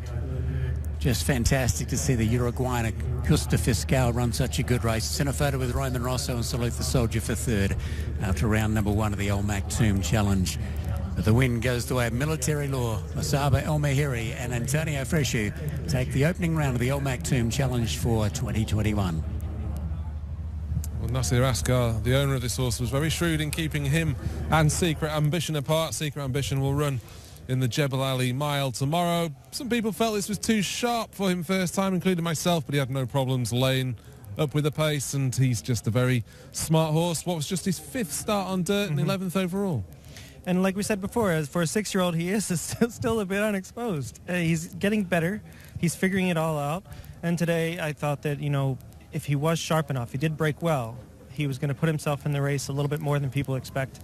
And that's what he did. And hats off to Antonio. He sat patiently, waiting for the horses to come back to him. And that's a ballsy move, considering, you know, Capizano doesn't come back very often when he's on a lead like that. Well, he did, though, today. Capizano dropping out of things pretty tamely in the end. Laura, there's a few of these who, I wouldn't say their best days are now behind them, but the likes of Kimber made no impression. He was always out at the back. Quip again's another one that's disappointed, and it's almost a changing of the guard where it comes to the milers. Oh, he's a definite up-and-comer, isn't he, Military Law? He sort of shot onto the scene last year when he won that Entazar, which was a bit of a surprise on on that occasion, beating Sultara in Dubai, then ran well behind Ben Battle. And then the race behind Matterhorn, that Tomb Challenge round 3, was bizarre. At one point it looked like Antonio was going to have to pull him up, and then he came with a good finish. But different tactics today, or partly I think because the horse jumped well. He was a lot further forward than I thought he would be in the early part of the race. Yeah, he was very well prepared for this first race. I mean, looking at him, Mikey, he wouldn't be the biggest horse in the world, maybe fairly easy to get ready. I mean, he's still got a good size and a good stride to him. That's the thing. He uses a lot of himself when he's running, and I love to see that. And a lot of these proper Dubawis will have that kind of action to them. What I loved about him going into this race is that he didn't really have to win today. He's a horse that you look forward to hopefully be a World Cup horse, to use this entire series, to see hopefully 3 times before World Cup night. And we can sort of celebrate him from here on out. And hats off to Nasser Askar, who is playing his cards really well right now. He's not that great a luck this year, Nasser Askar. I suppose he was due a bit of bad luck after some of the horses that he's had. Mike, you mentioned 3 runs before World Cup. Would you be more inclined to keep that down to 2? Well, they were very sparing with him last year, actually, which was nice to see. Masaba generally keeps his horses relatively busy, but he knows how to campaign these top horses. And so they only gave the horse 3 starts, or 4 starts, including the handicap, the rated conditions race that he ran in first up. And then, he won and then finished behind Ben Battle and Matterhorn, which are 2 pretty good horses to finish behind. And then he did get an invitation to World Cup, but it was very last minute, I believe, that they were going to let him into the field off 111. You'd fancy he'd be a bit higher this time around. And I reckon they might do the same again, go round 2, round 3. Why wouldn't you? Well, he's earned the right now, hasn't he? They don't need to push him. They don't need to, as you say, necessarily. What a buy, though. You said earlier, how much did he cost? 110,000 guineas. Well, Tattersalls July sale back in 2019. It's certainly another shrewd purchase from Nasser Askar. There was a couple of interesting enough performances in behind. I think the 4th, 5th and 6th, Roman Rosso, Ajuste Fiscal and Mark of Approval have all offered hope to their various connections. Yeah, Mark of Approval ran on well from the rear, as he does. Ajuste Fiscal briefly threatened. Salute the Soldier kind of wasn't quick enough to live up to his good draw, and Adri couldn't get to the lead, and then he had to take a fair bit of kickback, and he possibly didn't get the gaps. But no, I don't think there are any real excuses. And the Great Collection, not surprisingly, was drawn in 11, was very, very wide throughout the race. Pat Cosgrave had to sort of sit and suffer to some extent, but he's run a really nice race as well. Yeah, I'll be interested to look at the replay with the Great Collection. Just part of me saw in the straight whether he quite got the clearest of runs. He should have done, because as you say, he was wide and there was nothing wider. But he has improved this year, backing up his Creek Mile success with another excellent performance. Capizano, Mikey, did work a little bit from his gait, but he's done that before and been able to sustain it. Maybe just not as good as he was. Yeah, I think that's the case. I think he's maybe got another shot to show us that he's as good as he used to be, but maybe he's just going the way of heavy metal at this point. Yeah, possibly. And Quip, he's another one that was right out the back. Nothing promised from him. Thought he would break a little better. Thought he'd be a little more involved early. He just kind of lost in the mix out there. Just wasn't his day. No, there was a few well-beaten emblems. Storm was another that didn't show any great promise for me. But gate speed, though. Sorry? He showed a little gate speed at least. I mean, ratings... He ran quite well, bless him, Emblem Storm. He was up there for a lot of the race, and it was always going to be difficult for him, wasn't it? But at least he showed off to the he's still Great got Collection. enthusiasm. Great Collection ran a huge race. He went wide. He proved that his last race wasn't a fluke. That he might actually be a proper Godolphin Mile horse moving forward. He could well be. Again, a horse that seems to have been around for ages, but still only 7, the Great Collection. He had his issues earlier in his career. I seem to remember him veering right at the start on one occasion, but they ironed out those particular kinks. It'll be interesting to see what happens to Kimber at the start, because he's more known for his forward-going style, isn't he, Mikey? And just never landed a blow tonight. Yeah. If he were rated lower and there were more 7 furlong races, I'd love to see him in there. But he's kind of stuck in that purgatory where he has to run. He's classy enough to run in these races, but not quite good enough to get there at this point. I still give him another shot. He was supposed to run before and needed that run. So, next out, he actually might be a little bit better. The start then, we can see Mark of Approval was slow and always out the back. Salute the Soldier I think Adre was fairly comfortable. Maybe Military Law, he didn't expect that horse to go up on his outside and just find himself midfield. Capizano's burnt plenty to get over and lead. Emblem Storm sat there in second. Roman Rosso in the midfield facing the kickback, and then you've got Gifts of Gold Quip and working out to the Great Collection, he was widest of all, and the Uruguayan horse, Ajuste Fiscal, who I think briefly got Connections excited. He did, and he's a classy horse that I think will move way forward, moving up. So I mean, it's going to be what I'm really impressed with right now is how confidently handled both Military Law and Salute the Soldier are right now. Well, Audrey's pushing a little bit, but Military Law is he thinks he's on the winner right now, and he was. He's travelled a bit like the best. Just look at the Great Collection there. You can see Pat Cosgrove's just had to take a pull going around the bend. Maybe it was Quip who just came up on his inside, and he just finds himself a couple of horses further back than maybe Pat would have wished for. It was at this point that the gaps came perfectly for Military Law, and he swept through to quicken on and lead. Salute the Soldiers followed him through, but just couldn't quite accelerate. Whether that's him maybe back on the turf, he's obviously very efficient on that surface. There comes the Great Collection on the outside. Capizano tires quite markedly as mark of approval, stays on strongly. Emblem Storm's beaten one horse home, so I'm going to completely disagree with Law and say that wasn't a very good run. But it was just the fourth of his career, taking on his oldest for his first time, so maybe he'll improve for that run. But it was, you're not going to get too many dominant 1 1/4 length victories, but that wasn't far off, was it? Yeah, it was. I mean, he was very confidently. Look, when he hits the lead here, it gives him a smack or two, and just reminds him to keep going. And he knows he's got the race fairly won at this point. He sees the Great Collection coming on the outside and just keeps him busy for the rest of the way. But this was very impressive, and like we said before, we know he's better going farther. So that makes it even that much more exciting. An easy race whilst winning, knowing that further opportunities lay further down the line. Yeah.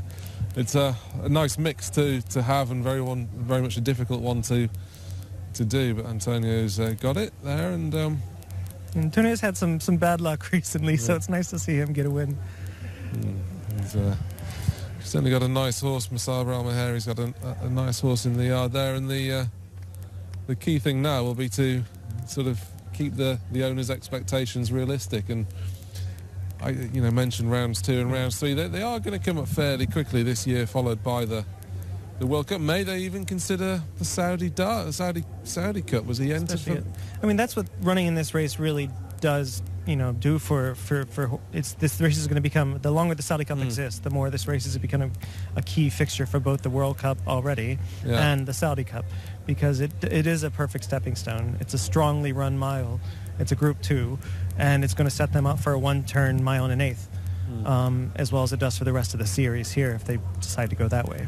Well, we've already seen that Ben Battle's not going to race here. Military March has bombed out tonight. Presumably that would knock the dirt on the head. We've not seen Matterhorn yet. No. He would be an obvious 2,000-metre candidate over here.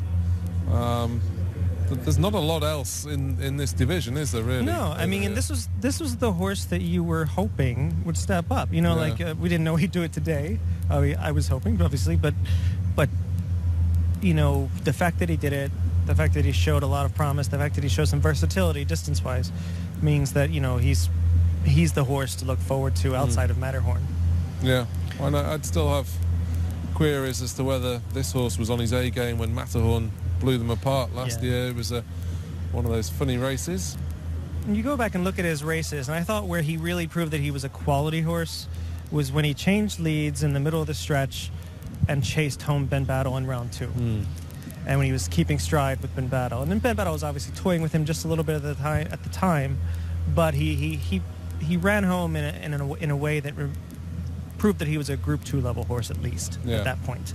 And that's what you want to see moving forward with a lightly raced horse, son of Dubawi, who's going to be getting better as he gets older, and he's going to be gingerly placed like they are here. Yeah, it was a very good run. And what of just one of the two of the beaten horses, Salute the Soldier? Would you stick to the mile with him, or would you look at the turf opportunities now? Because he did go close to winning a group race on the turf last year, and sometimes when you win on the dirt, you get carried away and you just keep going down that route.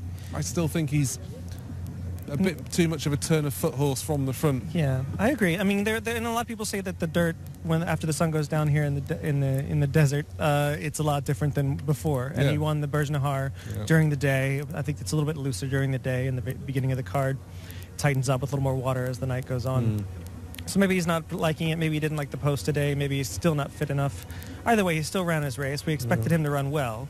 Some people expected him to win, obviously. But they have options with him. Personally, me, I'd probably look at a race like the Zabil Mile, give him a shot back going a mile on the grass, give him a little more confidence, see if he can run well there.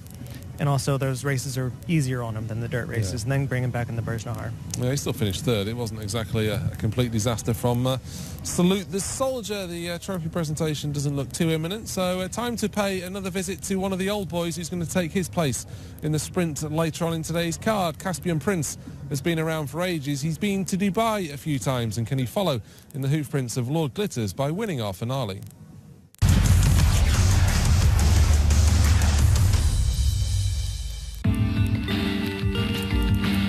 Were Caspian Prince to be based in the UAE permanently, then chances are he would have been pensioned off already. But the 12-year-old is still going strong and back for what will be his 5th carnival.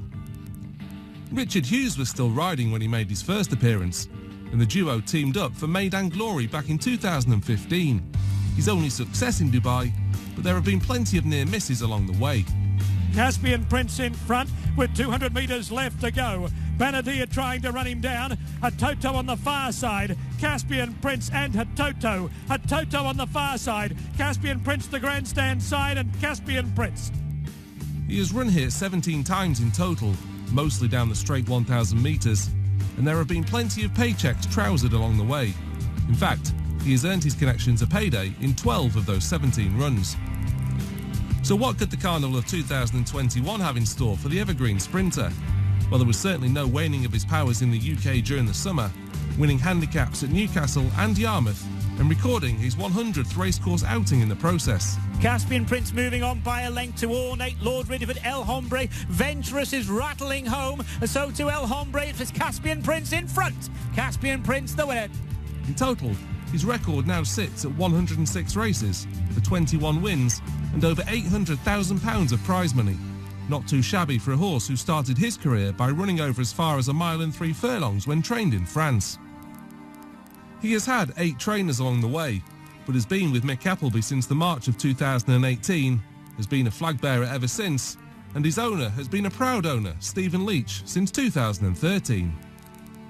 He resumes here now off a rating of 100, runner-up off that mark on his reappearance here last year, and whilst it may well be asking a bit much for him to beat the likes of Lazuli and Equilateral on Thursday, you can be guaranteed he will be in front and giving it his all as usual from an early stage, and few would begrudge him were he to stay there.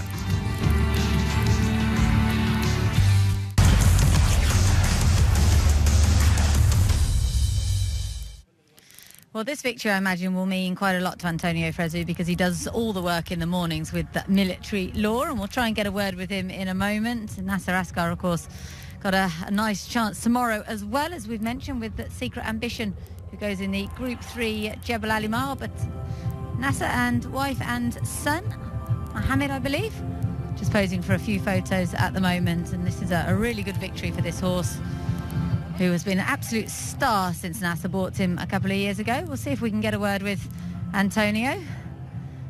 Can we have a quick word, Antonio? Reflect on this success. You're adding to your collection of Maktoum challenges. Does this mean a lot? Because you do a lot of work with this horse, don't you?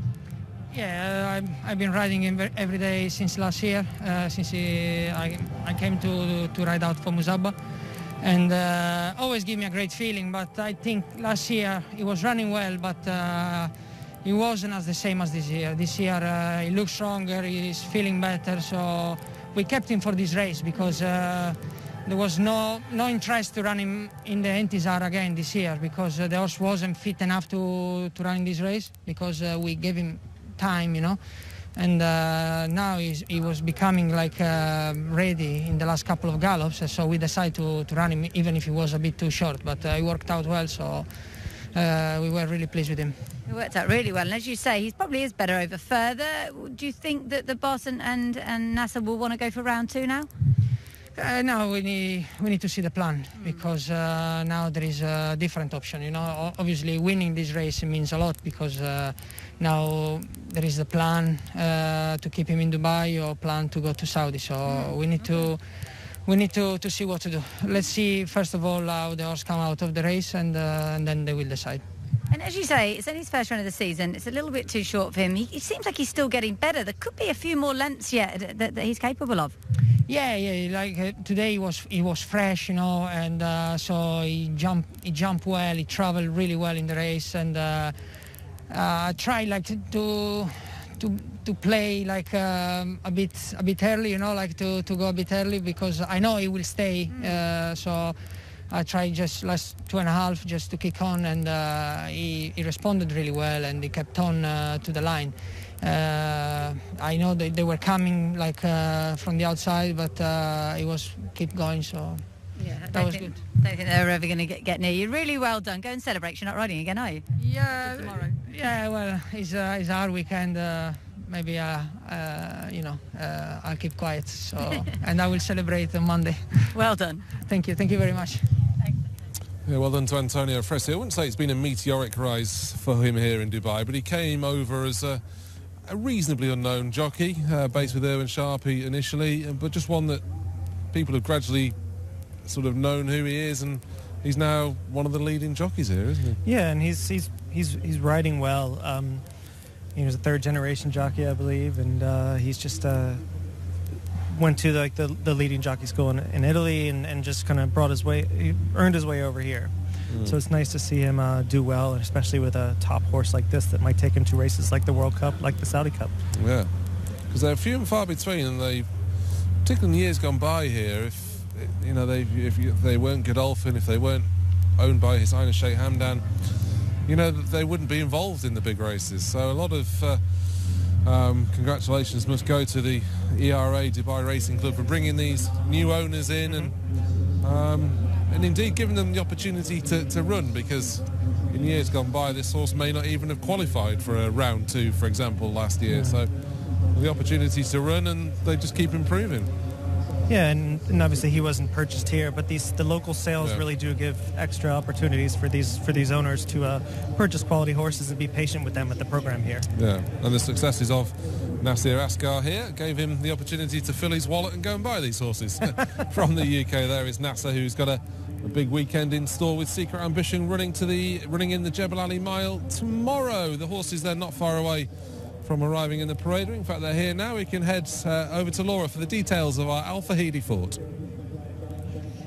So it's now time for our Al Fahidi Fort, the third of our Group 2s on today's card. And this is a race with a decent history, goes right back to 2000. It's been a Group 2 since 2006, for over the 1,400 metres.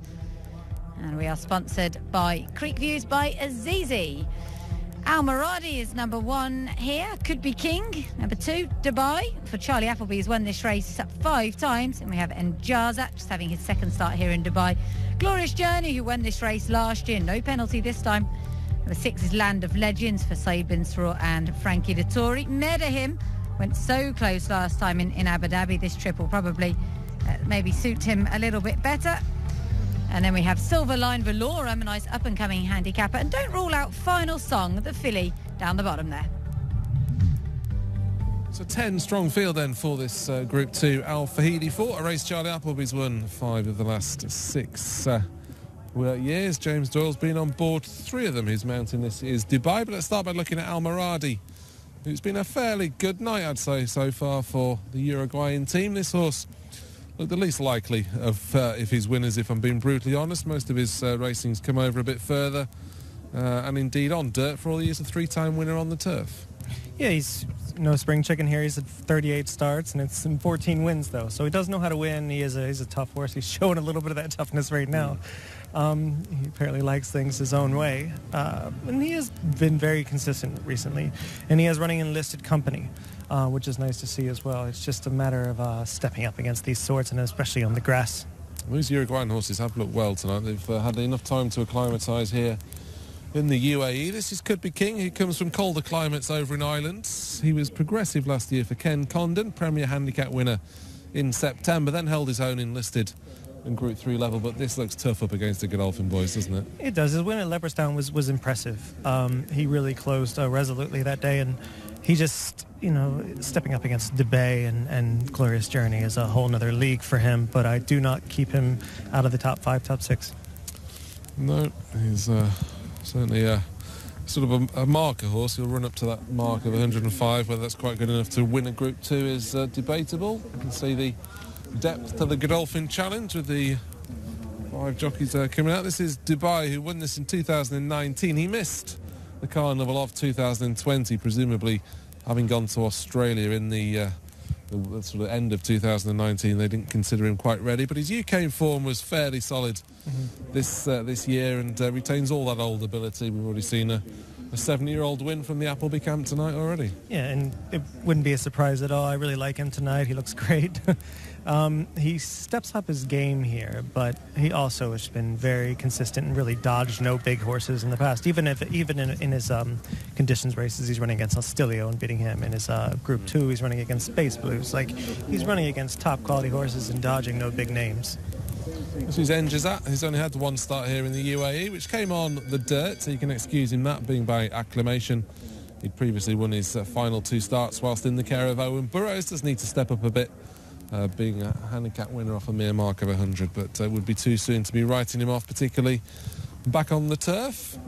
Breaks from stall 1. This is Land of Legends, who's actually 3 from 3 over 7 furlongs. I could see him as a player here. Yeah, he's a tiny little thing.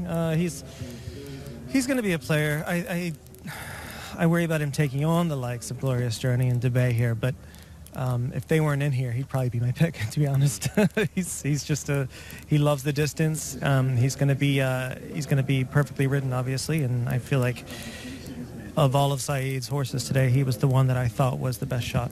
Yeah, he was runner-up twice here last year behind Salute the Soldier and Epic Hero, so both of those runs were excellent. He's been gelded as well since we last saw him, so I think there's a lot to like about the chances of Land of Legends. There's Medahim, who's also been runner-up twice here, more to the point, at Abu Dhabi, behind Borhan in the National Day Cup on both occasions. That form's worked out reasonably well, but albeit those horses have been performing better in a lower grade of race than this Group 2.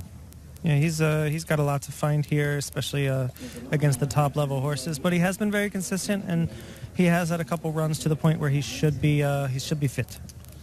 This is Silver Line, who's another one that's not the biggest horse, by Dark Angel. Harry Bentley on board this one, soundly beaten here in 2018, then won a handicap off 95, took a hike in the weights for that and struggled subsequently.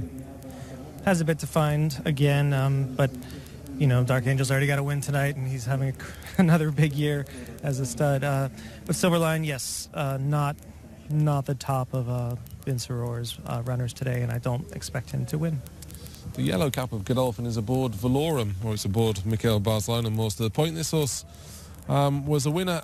He's only started the Carnival. Obviously took him a bit of time to get there last year. He won the final meeting before Super Saturday, but did so impressively, beating solid course performer in Zainham. They go back to 2019. He beat a subsequent Group 1 winner in Ordaya, so I think his chance is fairly strong. The last one we can look at here is Final Song, who just took exception to our crane camera on her way out, but she's not much of her. As a result, she does look very fit, and I think 7 furlongs is probably her trip, isn't it? It is, and she's proven herself against Glorious Journey. She's run against some really tough horses in the past year or two. I'm wondering what's going on here with Almoradi. He has yet to go out. Yeah, there's no sign of a jockey, is there? No. Which might be... I have no plans to volunteer. Yeah, Wagner Leal doesn't appear to have appeared yet. So the horse is currently solo in the parade ring. Whether he's just had a meeting with his stewards maybe after the last race, I don't know. One horse we didn't look at, and we should do, would be remiss of us not to, is Glorious Journey, because he won this race last year. Like I say, the jockey for Almoradi is now here. But we are going to look at Glorious Journey, finishing 3rd behind Happy Power, and he sort of lost his way a little bit, albeit in 2 Group 2s. the Lennox Stakes and then at Newbury. He then beat Final Song in a listed race, and this was him finishing third to Happy Power. It just seemed as though they rekindled his interest a bit. Yeah, I mean, he's a top-quality horse. He's the favourite for a reason here today. And, I mean, this run behind Happy Power and Pogo was quite good, and he beat Sikuski here, I believe, to his outside. We already know how good he is today. It's a similar boat to Dubai, really, just very solid here. He won this before finishing third in Saudi, and I'd imagine a similar sort of campaign would be at least the aim for Charlie Appleby with this one. It's unfortunate in Saudi because he drew so poorly, and it was just he was playing catch up the entire time, and it just wasn't his. He had no luck from the get go that day, and I think he may have been arguably the best horse in that race. Yeah, he was drawn 12 of 14 on that occasion. I think we pretty much had a good look at most of them. You didn't comment too much on Valorum. Third string, you would say, on jockey bookings, but Mikel Barcelona did ride him last time. Mikel and Charlie, when they team together, do pretty well here. And the only thing that worries me about him, he is kind of the wise guy horse. A lot of people are choosing him on top. Maybe that's a price thing. He is 4 or 5 times the price of Glorious Journey, but he is better at a mile, in my opinion. So the 7 furlongs is tricky, even though he has one out of here. This is his victory last year, and he basically swept past the field of what you would describe as fairly exposed horses, certainly when you consider Zainhom was the one that chased him home. His only poor performance came in the Britannia over the mile when he was well beaten by Biometric. But a horse you'd imagine that has been purposefully saved for the carnival, not read anything to the contrary. Still a 5-year-old that's got his best days ahead of him, so he's got more potential certainly than Glorious Journey and Dubai. It's just whether he can reach their consistent and solid level. Yeah, and I don't see a lot of difference between him, Final Song, and the other Saeed horse here, Land of Legends. I think the 3 of those are, if you're looking at it from a price standpoint, find your best price out of the 3 and pick that one. Because when it comes down to it, the top 2 in this race kind of tower over them. Yeah, they do. Glorious Journey was trading around about 6-4 earlier. We can bring in the leader of the official Final Song fan club, Laura. I mean, there is a lot to like about her. She danced a lot of the big dances in the UK without ever really quite looking good enough or, necessarily running over her right trip. But she could prove to be even a 6 furlong horse given the opportunity. But 1,400 metres for now is ideal, isn't it? I learned a few years ago when Shahrukh won Matchroom Challenge round 1 on the Tapita that Saeed keeps them in training, does it for good reason. And this filly's record here, first up, obviously last year, was very good when she won the Guineas trial. And I did just ask Saeed for an interview, and he said after the race. I'm never sure if that means leave me alone, I'm really busy and I've done 100 interviews, or I think I'm going to win the race. So let's hope Final Song can at least show her best here, because she's just a super tough filly. 10 runs last year is quite a lot. And I did think for a stride or two that she was going to win the Guineas back in England. And as you say, I do think this is her perfect trip. I mean, it's a tough ask that she's going to beat the Colts here, or the Geldings as they mostly are. But you never know. She can give a good account. I think there's plenty worse or more forlorn hopes in here, I believe. But my pick of the paddock, without a doubt, has to be Glorious Journey. He just looks brilliant, really bouncing. Yeah, he is certainly a horse that emits his well-being. Final Song, I suppose, could have run in the Cape Verde next week over the mile, but it does sound as though Saeed has got the odd good representative to go in there, namely Stunning Beauty, if she is ready for that assignment. There they are going around at the start. We saw a shock in our previous turf race, Mikey. Do you envisage one here? No, Charlie's won this race 5 out of the last 6 years. I see him winning it again. James has won it the last 3 years, James Doyle, so I see him winning it again, so I'm going with Debay. Debay to get the better of Glorious Journey.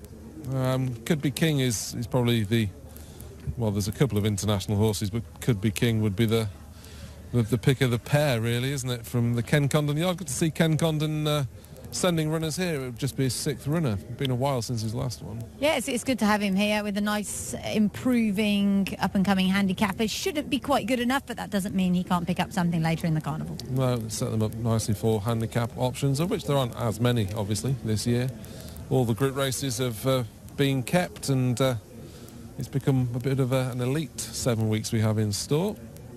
There is Glorious Journey going forward, the admirable 6-year-old in the hands of William Buick. James Doyle is his usual partner, but Buick is very much Charlie Appleby's number one and has opted to ride this one tonight. There's the Uruguayan challenger, Almoradi. So just a couple left to go forward for the Al Fahidi Fort, tonight's final Group 2. Here's Craig. Uruguay has been taken forward. Now final song about to take up his position. Better him to come forward, and Valorum. So we're not too far off a start here. This is the Al Fahidi Fort. Got the last 2 winners in the race here. Glorious Journey last year in Dubai the previous year. Valorum goes up and they're all set. Ready. Racing in the Al Fahidi Fort, away quickly towards the inside, Land of Legends. Going out to chase it early is Silver Line. Up on the outside, Could Be King goes forward. Tight for room there, Njazad over on the inside. Glorious Journey missed that little bit of trouble. Up on the outside, Almoradi for Uruguay, followed by Final Song, Valorum. Getting back was Medahim, and Dubai was at the rear, but only 6 lengths from the leaders. They burn off the back straight. Down the side they turn, and the grey Silver Line went to the lead. Up on the outside in second is Could Be King. Down on the fence next of all, Land of Legends, then Glorious Journey, travelling very strongly. Almoradi is outside of it. Njazad down on the inside, followed in turn by Final Song, Valorum.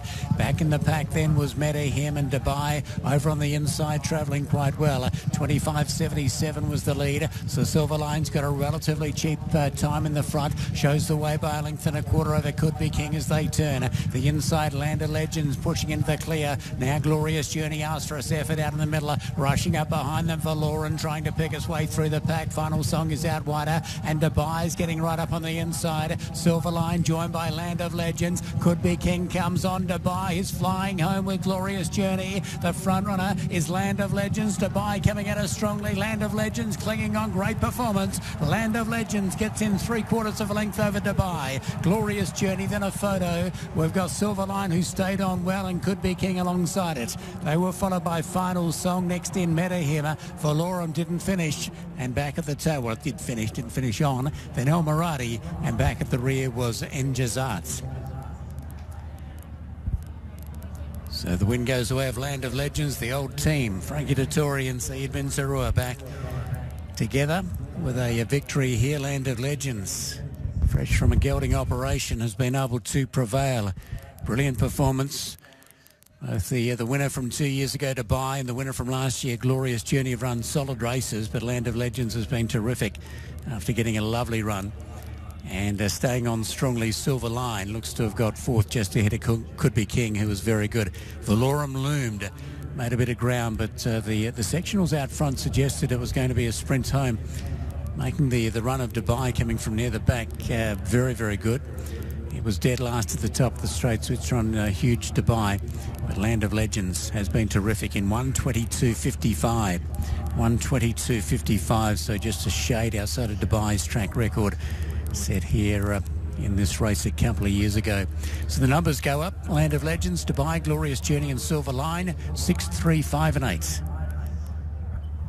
Well, I don't suppose Frankie Dettori was ever going to be denied, was he, on his return to Dubai? His first success at Meydan since 2012. Officially Godolphin's 400th winner here in the UAE. Land of Legends making it 4 from 4 over the trip of 1,400 metres, and a good, solid, tough performance from this horse. He was always in the best position and always had enough to hold off Dubai and Glorious Journey, who briefly looked as though they would throw down a strong challenge, but it's a good length, maybe length and a quarter at the line. Yeah, and in the end it just looked like he outrode them slightly there. You know, he got to the spot where he needed to be quicker than they did. Glorious Journey was kind of in between horses and didn't get out as soon as he probably would prefer, and Dubai was kind of stuck on the rail and hoping for luck. And by that time, Frankie had already got his horse in the right spot and rode a beautiful race. Yeah, he's going places. Yeah. The up-and-coming Lanfranco Dettori, affectionately known as Frankie. Perfectly positioned, tracking Silver Line, who got a relatively easy run at things. I don't know what to make of this race, to be honest. I mean, in Land of Legends' defence, he is only having his 10th career start here, but there was nothing that necessarily struck me as being spectacular about this victory. Just a solid performance, really. It is spectacular. It's the first time Sabin Sorrell's won this race since the first running of it in 2000 when he won with Grazalema, ridden by the then up-and-coming Mr. Richie Mullen. And Frankie's never won it before, according to the media guide. I have no reason to think that would be wrong, so a big well done to them. And I suppose in his favour, it was the first time he'd been gelded this. First time being gelded, you can't geld them twice. Recently been gelded this horse, which might have brought about a little bit of improvement that looked like it needed to be necessary to beat what were proven group horses around here. Yeah, proven, but by now, horses that are getting towards the twilight of their careers, Dubai and Glorious Journey, they've got plenty of miles under their respective clocks, and there's no, they've run honest, solid races to fill out second and third, but couldn't quite match the motors of Land of Legends, who I suppose Saeed will be looking for 7 furlong races. It was that burst of acceleration that got him to the front, and you can maybe see why over a mile it just wanes a bit at the end. And he doesn't, and his mile races haven't been poor here. I mean, Epic Hero and Salute the Soldier, the 2 horses that beat him the last time he ran over the mile here, they both were bound for World Cup night. Yeah. So it's not like they were doing poorly last year. And the race against Wildman Jack was a bit too short for him down the straight here. So 7 furlongs hits him on the nose, and today he got a perfect ride. So that's what you get. And you imagine this will set him up for the Zabeel Mile. There's no real other options, are there? No, there isn't. On pedigrees, a half brother to a winner over a mile. And yes, that extra trip doesn't hold any fears for him, does it really? I'd say so many of these Godolphin horses are just nice, lightly raced sorts that have been given time to really grow into their frames and to get over any issues they might have had in their younger years. And it does reap dividends later on. He's a 5-year-old. He's not like although he's only had now 10 starts, he's no youngster really, just perhaps he was in the context of this field to some extent. Flying dismount from Frankie there as well for the packed crowd. Not. I suppose he was would have been a little bit down after the performance of Military Marsh. Be interesting to see if Saeed says anything comes to light. Might just have been a bit rusty. Hopefully nothing more than that. This race does become perfectly suited to bleed into the 1351 turf sprint in Saudi. So, and like it did last year. So Frankie might have some decisions to make between this horse and Dark Power. Yeah, I'm thinking probably ride Dark Power, having won it last year, but loyalty to Saeed he could. The start of the race then, and Silver Line, I mean, they posted a quick time in the end, 1:22.55, which is just 0.02 of a second outside of the track record, but Silver Line did largely get his own way out in front. There's a few that are keen, could be king on the outside. Glorious Journey was also taking a pull, and the field certainly didn't get spread out as they had done in the Singsfield, did they? Yeah, they were all definitely running here. It was a bit of a war of attrition there. It was like who was going, or not? It was a bit of a chess match here where they were deciding who was going to press the button first. And Frankie just got there first. He just beautifully flanked here, beautifully drafted. Sorry. There's no real eye catches from the back. Valorum in the yellow cap didn't really threaten. Dubai, I suppose, has come from a good way back, but William Buick, James Doyle, who rode Dubai's been able to get a good run through on the rail. He saved every inch, and there's just, I don't know, there's nothing that would get me massively excited for next time. No, with a drop in class, Medihim should definitely do well. Yeah. He ran his race. He was just not good enough today. His rating of 100 should still remain. He should be firmly intact. Could be King's actually stuck to his task well. He's finished 5th in the end, hasn't and he? He's got a big stride on him for not really a massive horse, but it's just a nice big stride on him. He finishes well. I wouldn't mind seeing him step up to the mile in the Zabeel. He could also have options back at 6. He does seem very versatile trip-wise, could be King. By Bated Breath, who was obviously a sprinter, but options at 6 or a mile for Could Be King. I'd imagine Ken Condon fairly content with his 5th place finish on what was his first UAE venture. Nothing really from the Uruguayan horse, who seemed a little bit on edge beforehand.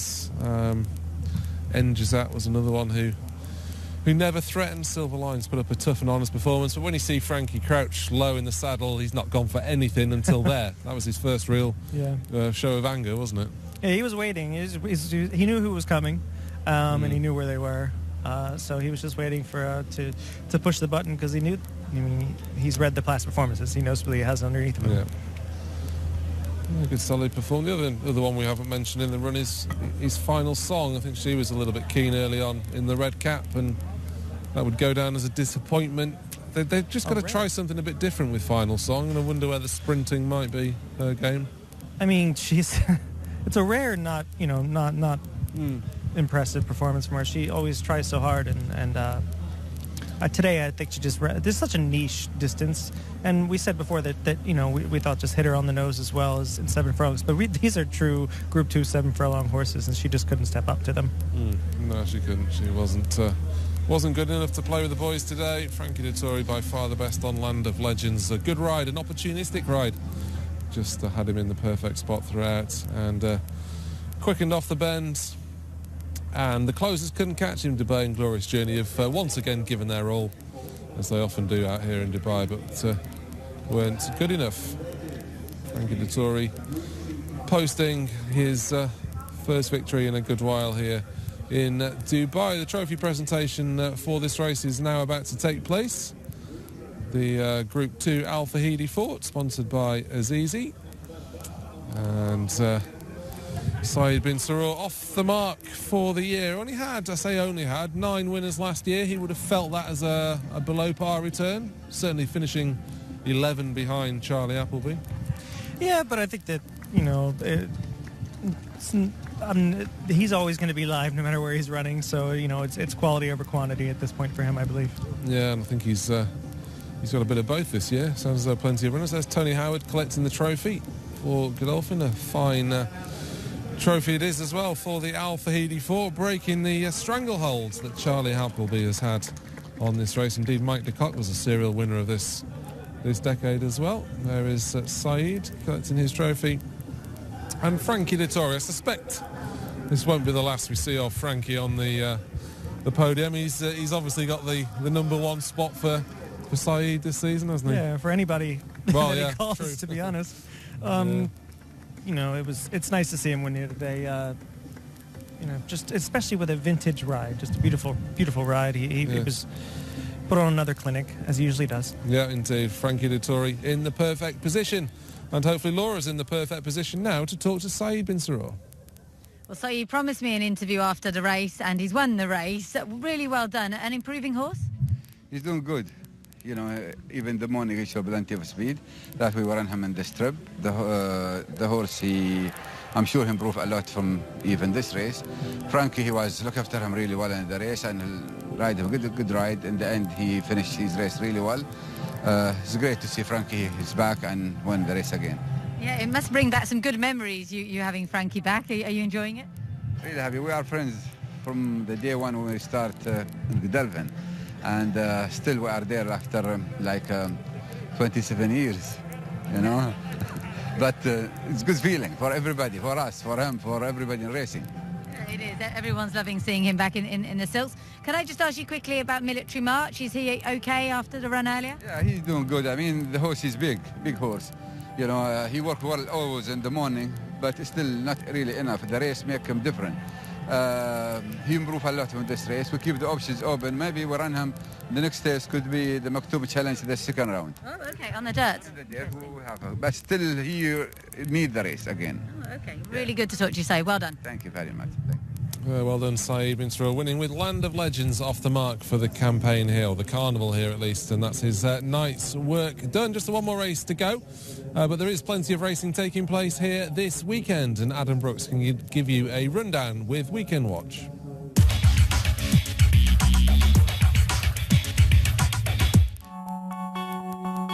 It's Jebel Ali Mile Day on Friday, and the big race looks a wide-open affair.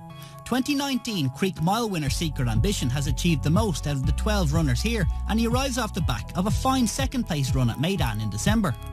Hypothetical won nicely on his UAE debut, and it will be fascinating to see how he handles the track.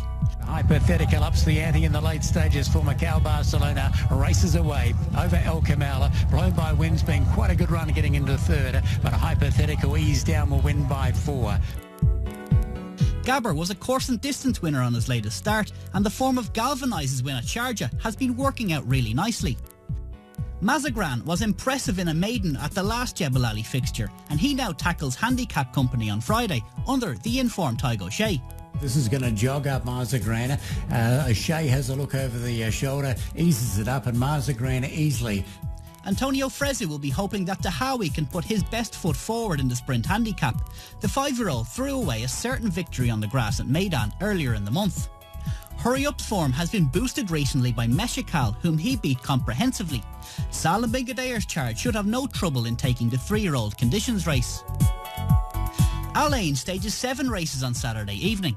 The Doug Watson-trained Arabian Saturn's Almari runs in the concluding 2,000-metre conditions race, where he has a couple of stone in hand on official ratings. Right flank might be able to take advantage of a sliding mark in the 55 to 75 thoroughbred handicap over 10 furlongs. The EERC-owned gelding will be ridden by Adri de Vries. Over to Abu Dhabi's high-class card on Sunday, where Jean de Roual stable star Samu. Yeah, some good action to come then over the course of the next 3 days, including at Jebel Ali tomorrow. And we can show you the field, or at least have a look through some of the likely runners for the Jebel Ali Mile tomorrow, Mikey. It's a race that's obviously disappointing with clashing with the Maktoum Challenge Round 1 this year. But here are the runners that are going to take their place above normal. Al Kamel, Blown by Wind, Canvassed, Courthouse, Deemster, Gabba, Galvanised, Grand Argentier, Hypothetical, who did hold an entry in the Maktoum Challenge as well, Ode to Autumn, and Secret Ambition complete the lineup. Secret Ambition and Courthouse are the two that dominated on ratings. Is that how you see playing it out? I mean, I think they'll both run well. I think that Hypothetical is going to be, he's going to figure in a big way, especially if he didn't regress at all from his first run here. He should really, we mentioned it when he won here, that he probably will move forward off that run. It's probably a little bit dull in that he was actually a little bit chunky too, so he should come forward in a big way. I think he'll like the hill as well, being a Lope de Vega, and he's my pick in that race. I think if you're going to try to beat Secret Ambition, which is very difficult, he's the one. Although it's clashed with today's mile race, it has opened up the opportunity for some lower rated horses. The barrier was dropped to 90 and above, and okay, it doesn't quite meet the status of Group 3 horses, but if Secret Ambition does go and win, if Courthouse finishes second, and there are other horses with the potential to step up, Hypothetical, Canvassed, Blown by Wind, they've all been capable of higher. Gabba in particular as well, yeah. And Gabba's a listed winner already, I believe, when he was 3 with Stout. It would not be a surprise at all to see him run well. I think the race is super competitive, and you can't just hand it over to one of the top two. You really have to pull it apart. That track can be so tricky, especially going a mile around that tight turn. The post is absolutely important, and being in position, turning for home is another. And even with the long stretch there, is absolutely key. So it's going to be fun. It's a perplexing race. It's a race that's worth 575,000 dirhams. So prize money levels at Jebel Ali have been incredibly well maintained, particularly for these big races. And you've got a part of runner at Alain yourself, right flank, who's going to pitch up at Alain on Saturday. It is. Yeah, will you be going along? I unfortunately won't be able to make it down there. It's the first race I haven't been able to see of his this season, but he's such a honest, tough little horse, and he tries really hard. He's so kind as well, and I think that the track, may or may not suit him. It's a bit of a galloping track, in that he does, like you said before, he likes to hold up and have one big burst.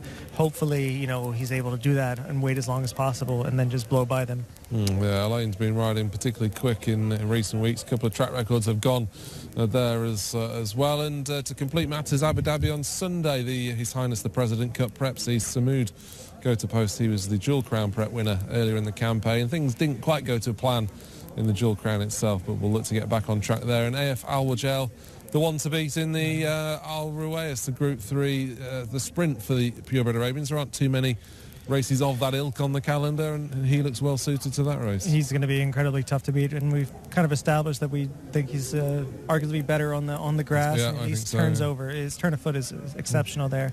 Jawal really is interesting to me there. His rating is well below, but he's just full of confidence right now, and he's running so well, and at sprint distances, he's going to be tough. Yeah, it's certainly an interesting weekend in store, but there's still one more to go here at Meydan, so let's head to Laura for details of our finale.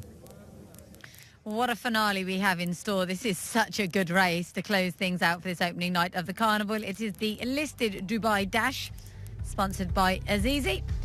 And we're over the flying 5 furlongs or 1,000 metres, $88,000, and a very strong field chasing it.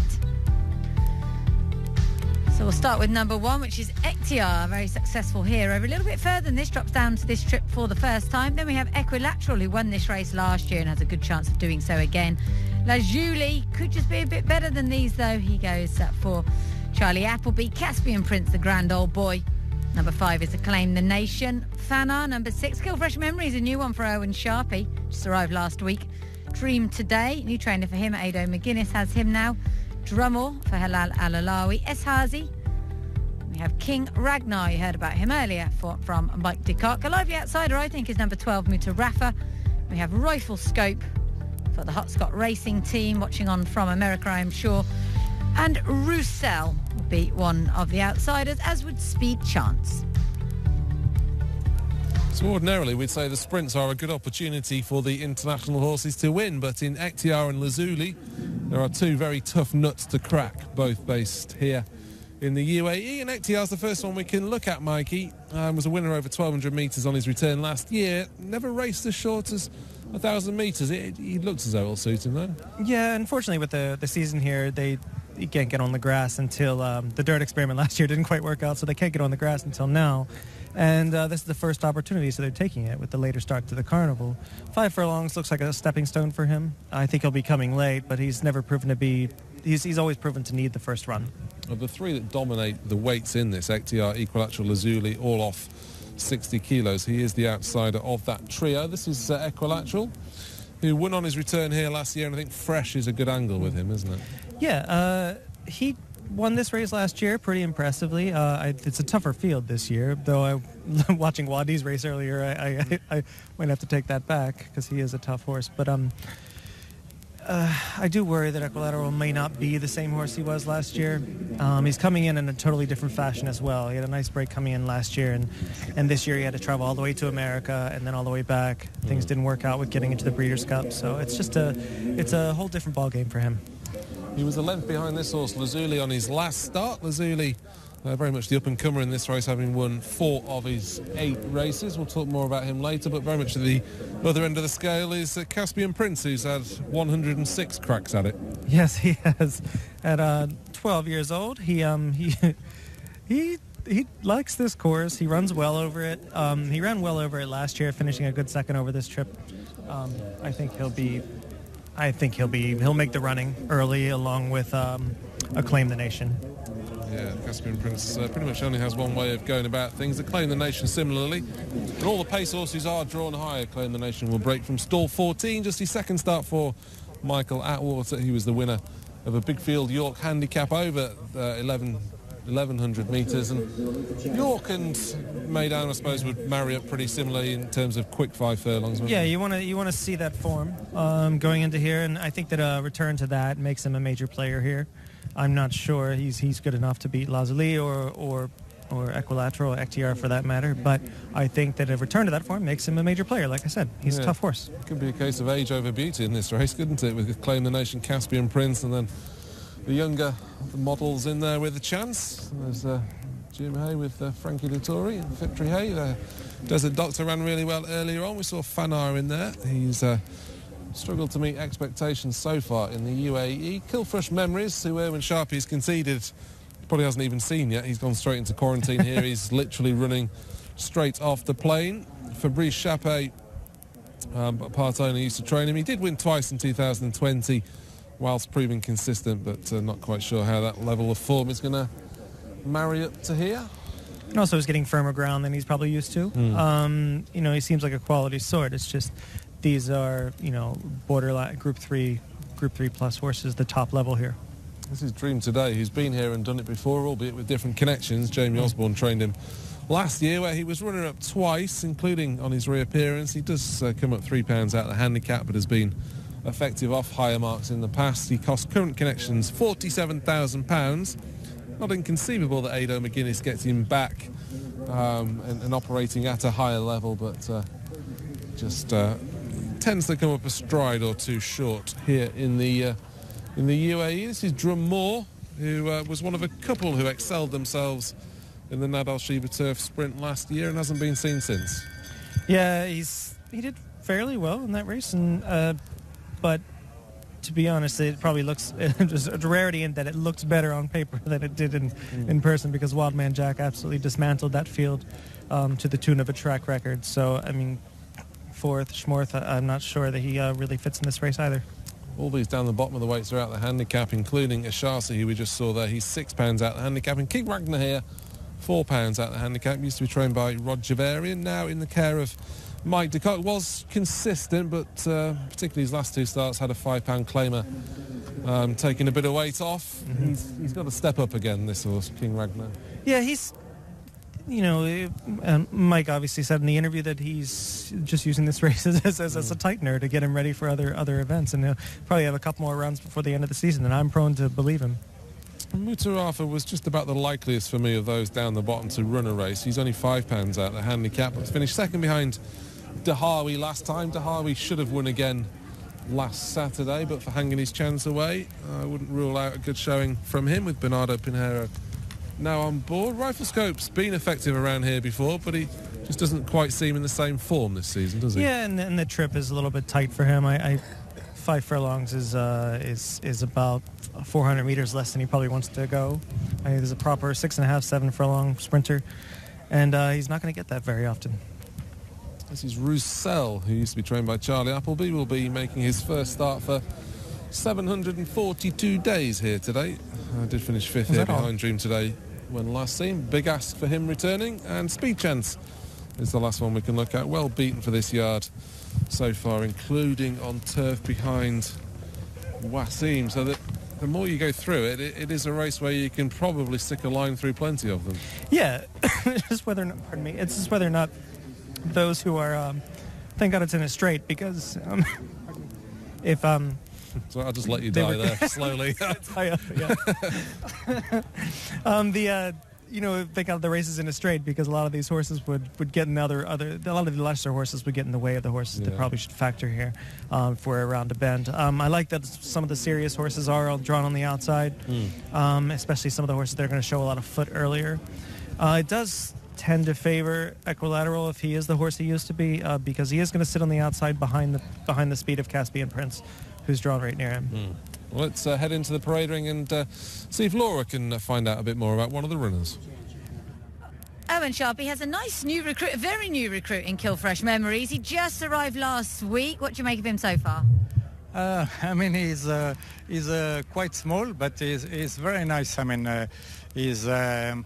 He's very fresh. He's doing well. He went up the grade in France. He won 2 tiercés, and then in his last race he was tailed off last and came flying home. He's got, for a sprinter, he's got a very, very strong turn of foot. So he's lacking of size, but he's got big heart. And with him having just arrived last week, there's no room for error, but he's travelled over well and settled in well? Yeah, everything was perfect. Actually that was a collaboration with his trainer, Fabrice. The owner I knew well, because we already had a long time ago a sprinter called Mariol, and they were very keen to come back to Dubai. The owner, Sydney, he bred this horse, so we just talked. He told me about the horse, and I picked him up, and no, he's doing everything right so far. We took him to the turf Tuesday. Everything seems to be in order. We'll see. It's quite a tough race, but at least this is a handicap, so he's got the benefit of the weight. Oh, well, it'll be really interesting to see how he goes. Good luck. All right, thanks very much. Good luck to Erwin Sharpie, who will concede that all the legwork has been done back in France with this horse, but he'll take charge from here on in and hopefully have a fruitful carnival. Whether that will be tonight or not remains to be seen. It does look a very lopsided handicap when you look at it. You've got those 3 class acts at the top, Ekhtiar, Equilateral, Lazuli, a couple in the middle, and then a whole lot out of the handicap down the bottom. That is the danger with these open-ended handicaps.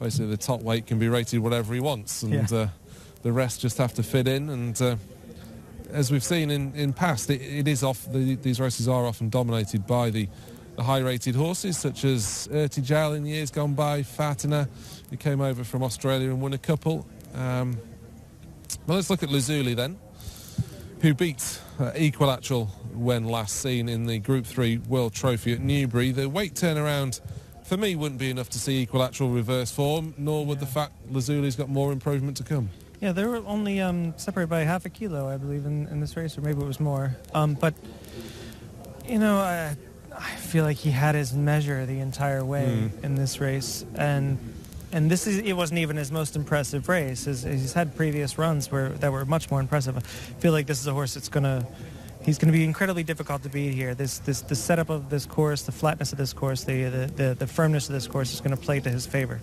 and he has the speed and turn of foot at the same time. I think what we'll see from Frankie Dettori on Equilateral, Laura, is him sort of wanting to go and win in his race, but then probably counting to 5 or 10 just to delay his challenge that bit further. He's a horse that doesn't do much off the bridle, is he, Equilateral? No, he doesn't. He's one who always travels really strongly, as indeed he did when putting up was probably his best performance so far, when not beaten far behind Batash in the King's Stand back at Ascot earlier this year, which, as Jim Hayes, owner, pointed out earlier on, that was, if he runs that race again, he wins. One thing Equilateral's got on his side, as I'm sure you've mentioned, is he is very, very good fresh, and so he's got that going for him. And interesting to see how the draw will pan out last time when we had the race over the straight track a couple of weeks ago.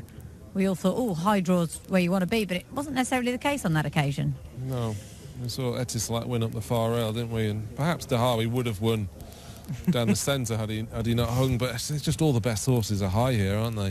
Yeah, they are. I mean, a lot of it you need to be drawn where the speed is. For sure. The best turned out went to King Ragnar, so well done to the groom from Mike de Cockshard, responsible for that one. Someone asked me on Twitter how to find out who wins the best turned out, so I've been remiss in not mentioning it until now. And it's difficult. The horses that have come from the UK, a lot of them, and some of the Zabeel horses have all been clipped. They never look quite as good, do they? Don't, do they? No. These Caspian Princes of this world, we saw Could Be King in the last had been clipped out. Didn't stop him from running well. There's a few over here as it's got colder that have also gone in their coats. King Ragnar just gone through his shots, you mentioned, got the best turned out and did look $1 million.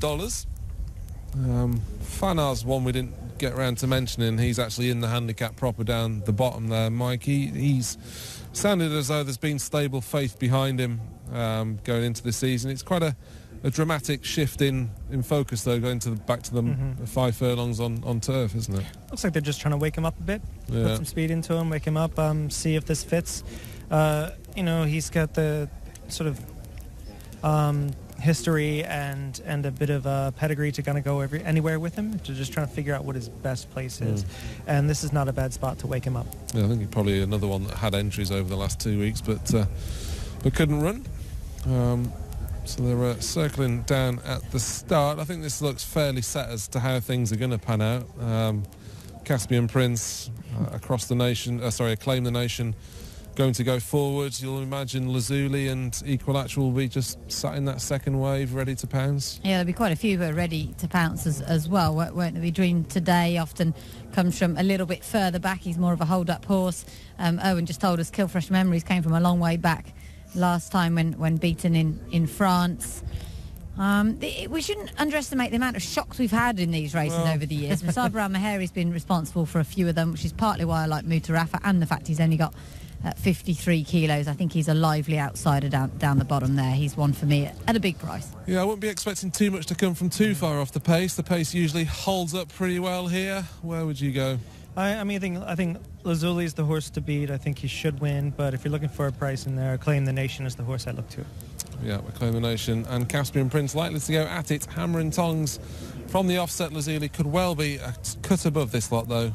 Group 3 winner when last seen, still only had 8 starts, and Charlie Appleby knows a thing or two about training a champion sprinter. Time for our last then. It's sure to be fast and furious. Let's go to Craig.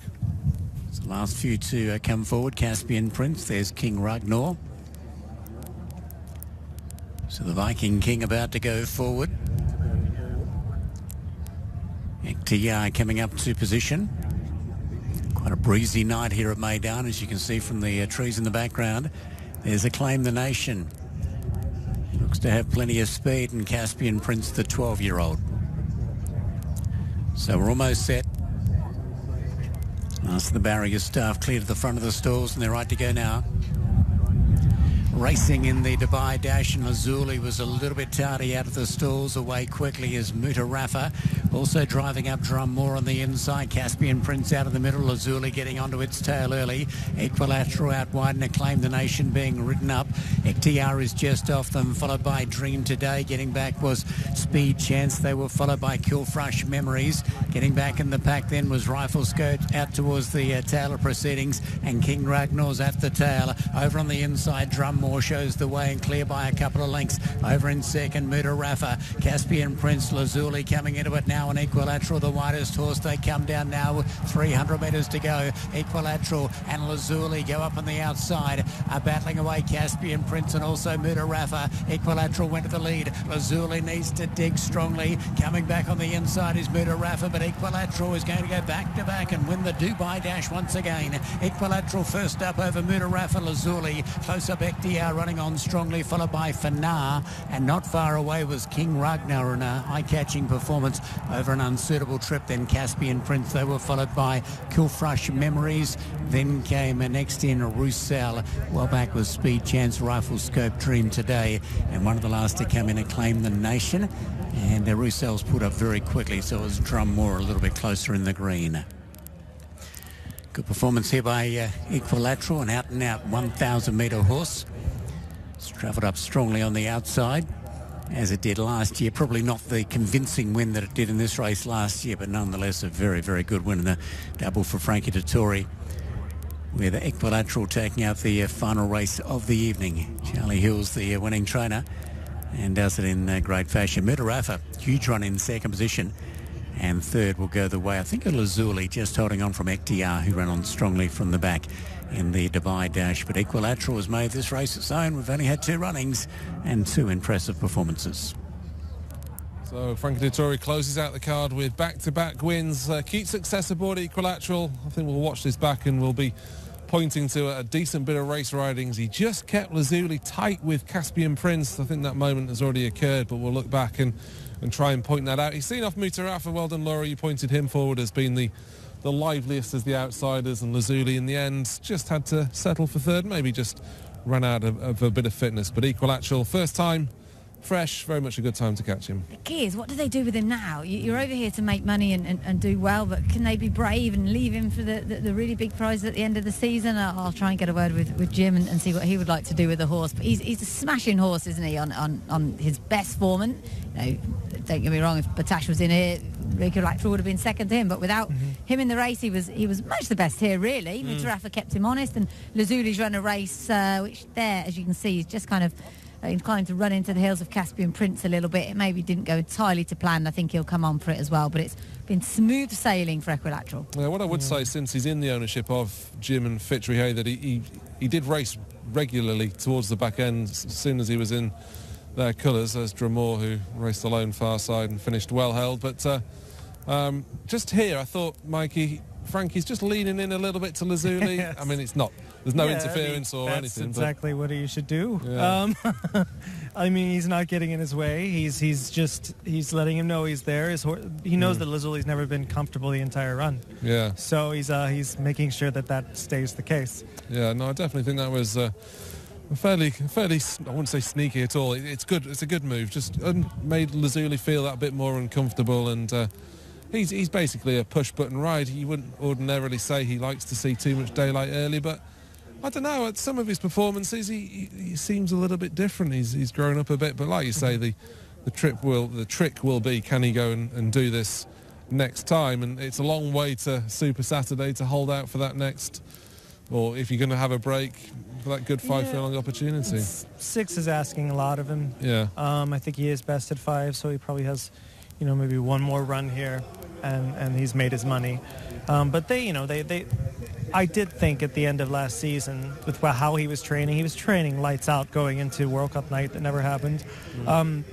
I thought he was top 3 in that race no matter what. So if he jumps back into that form, which seems like he is, there's no reason not to stay around. No, he's certainly A good sprinter, and he wouldn't have been cheap either, I don't think. I presume they bought him privately, didn't they? And yeah, they did. He wouldn't have been cheap at all. He's just a horse that they can have fun with. They took him over. Mike, you'll know more than me. Wasn't he also eligible for the Breeders' Cup Turf Sprint, I think, earlier this season? He was. I think he was number 15 or 16 on the list. He just didn't make it in. He was training fairly well that week. He nearly landed on Fitchery Hay there. That wouldn't have been ideal.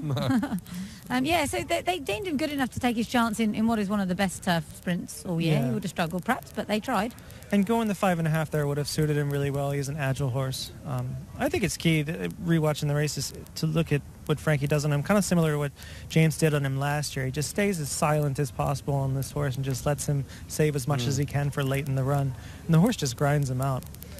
He shocked me today because, to me, he didn't look as good this week as he did last year. And I just think that his quality came through. And we talked about earlier how they look as meaning less and less. Yeah.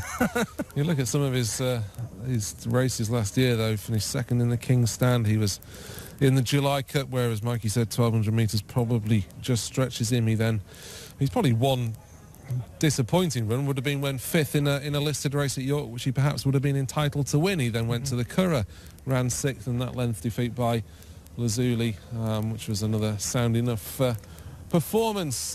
His Highness Sheikh Hamdan's finished second and fourth. XTR will step up on this over 12 next time. Yeah. XTR ran exactly how I thought he would, which is, he over the gap, which is where he sort of switches leads and comes on again. The horses were just going a little bit too fast for him at that point for him to make a dent.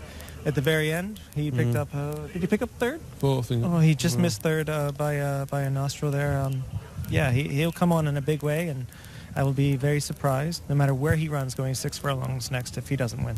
Yeah, and for Caspian Prince, it was a 13th paycheck from 18 starts here in the UAE, which is pretty good going. Let's look at the start again, and no real excuses from the gates. Rifle Scope was a bit slowly away. Acclaim the Nation didn't show the speed that we expected him to do. He didn't even get close to threatening Caspian Prince. Mutarafa's actually been banged up there right from the get-go, hasn't he? He's shown King Ragnar's soon outpaced and right out the back.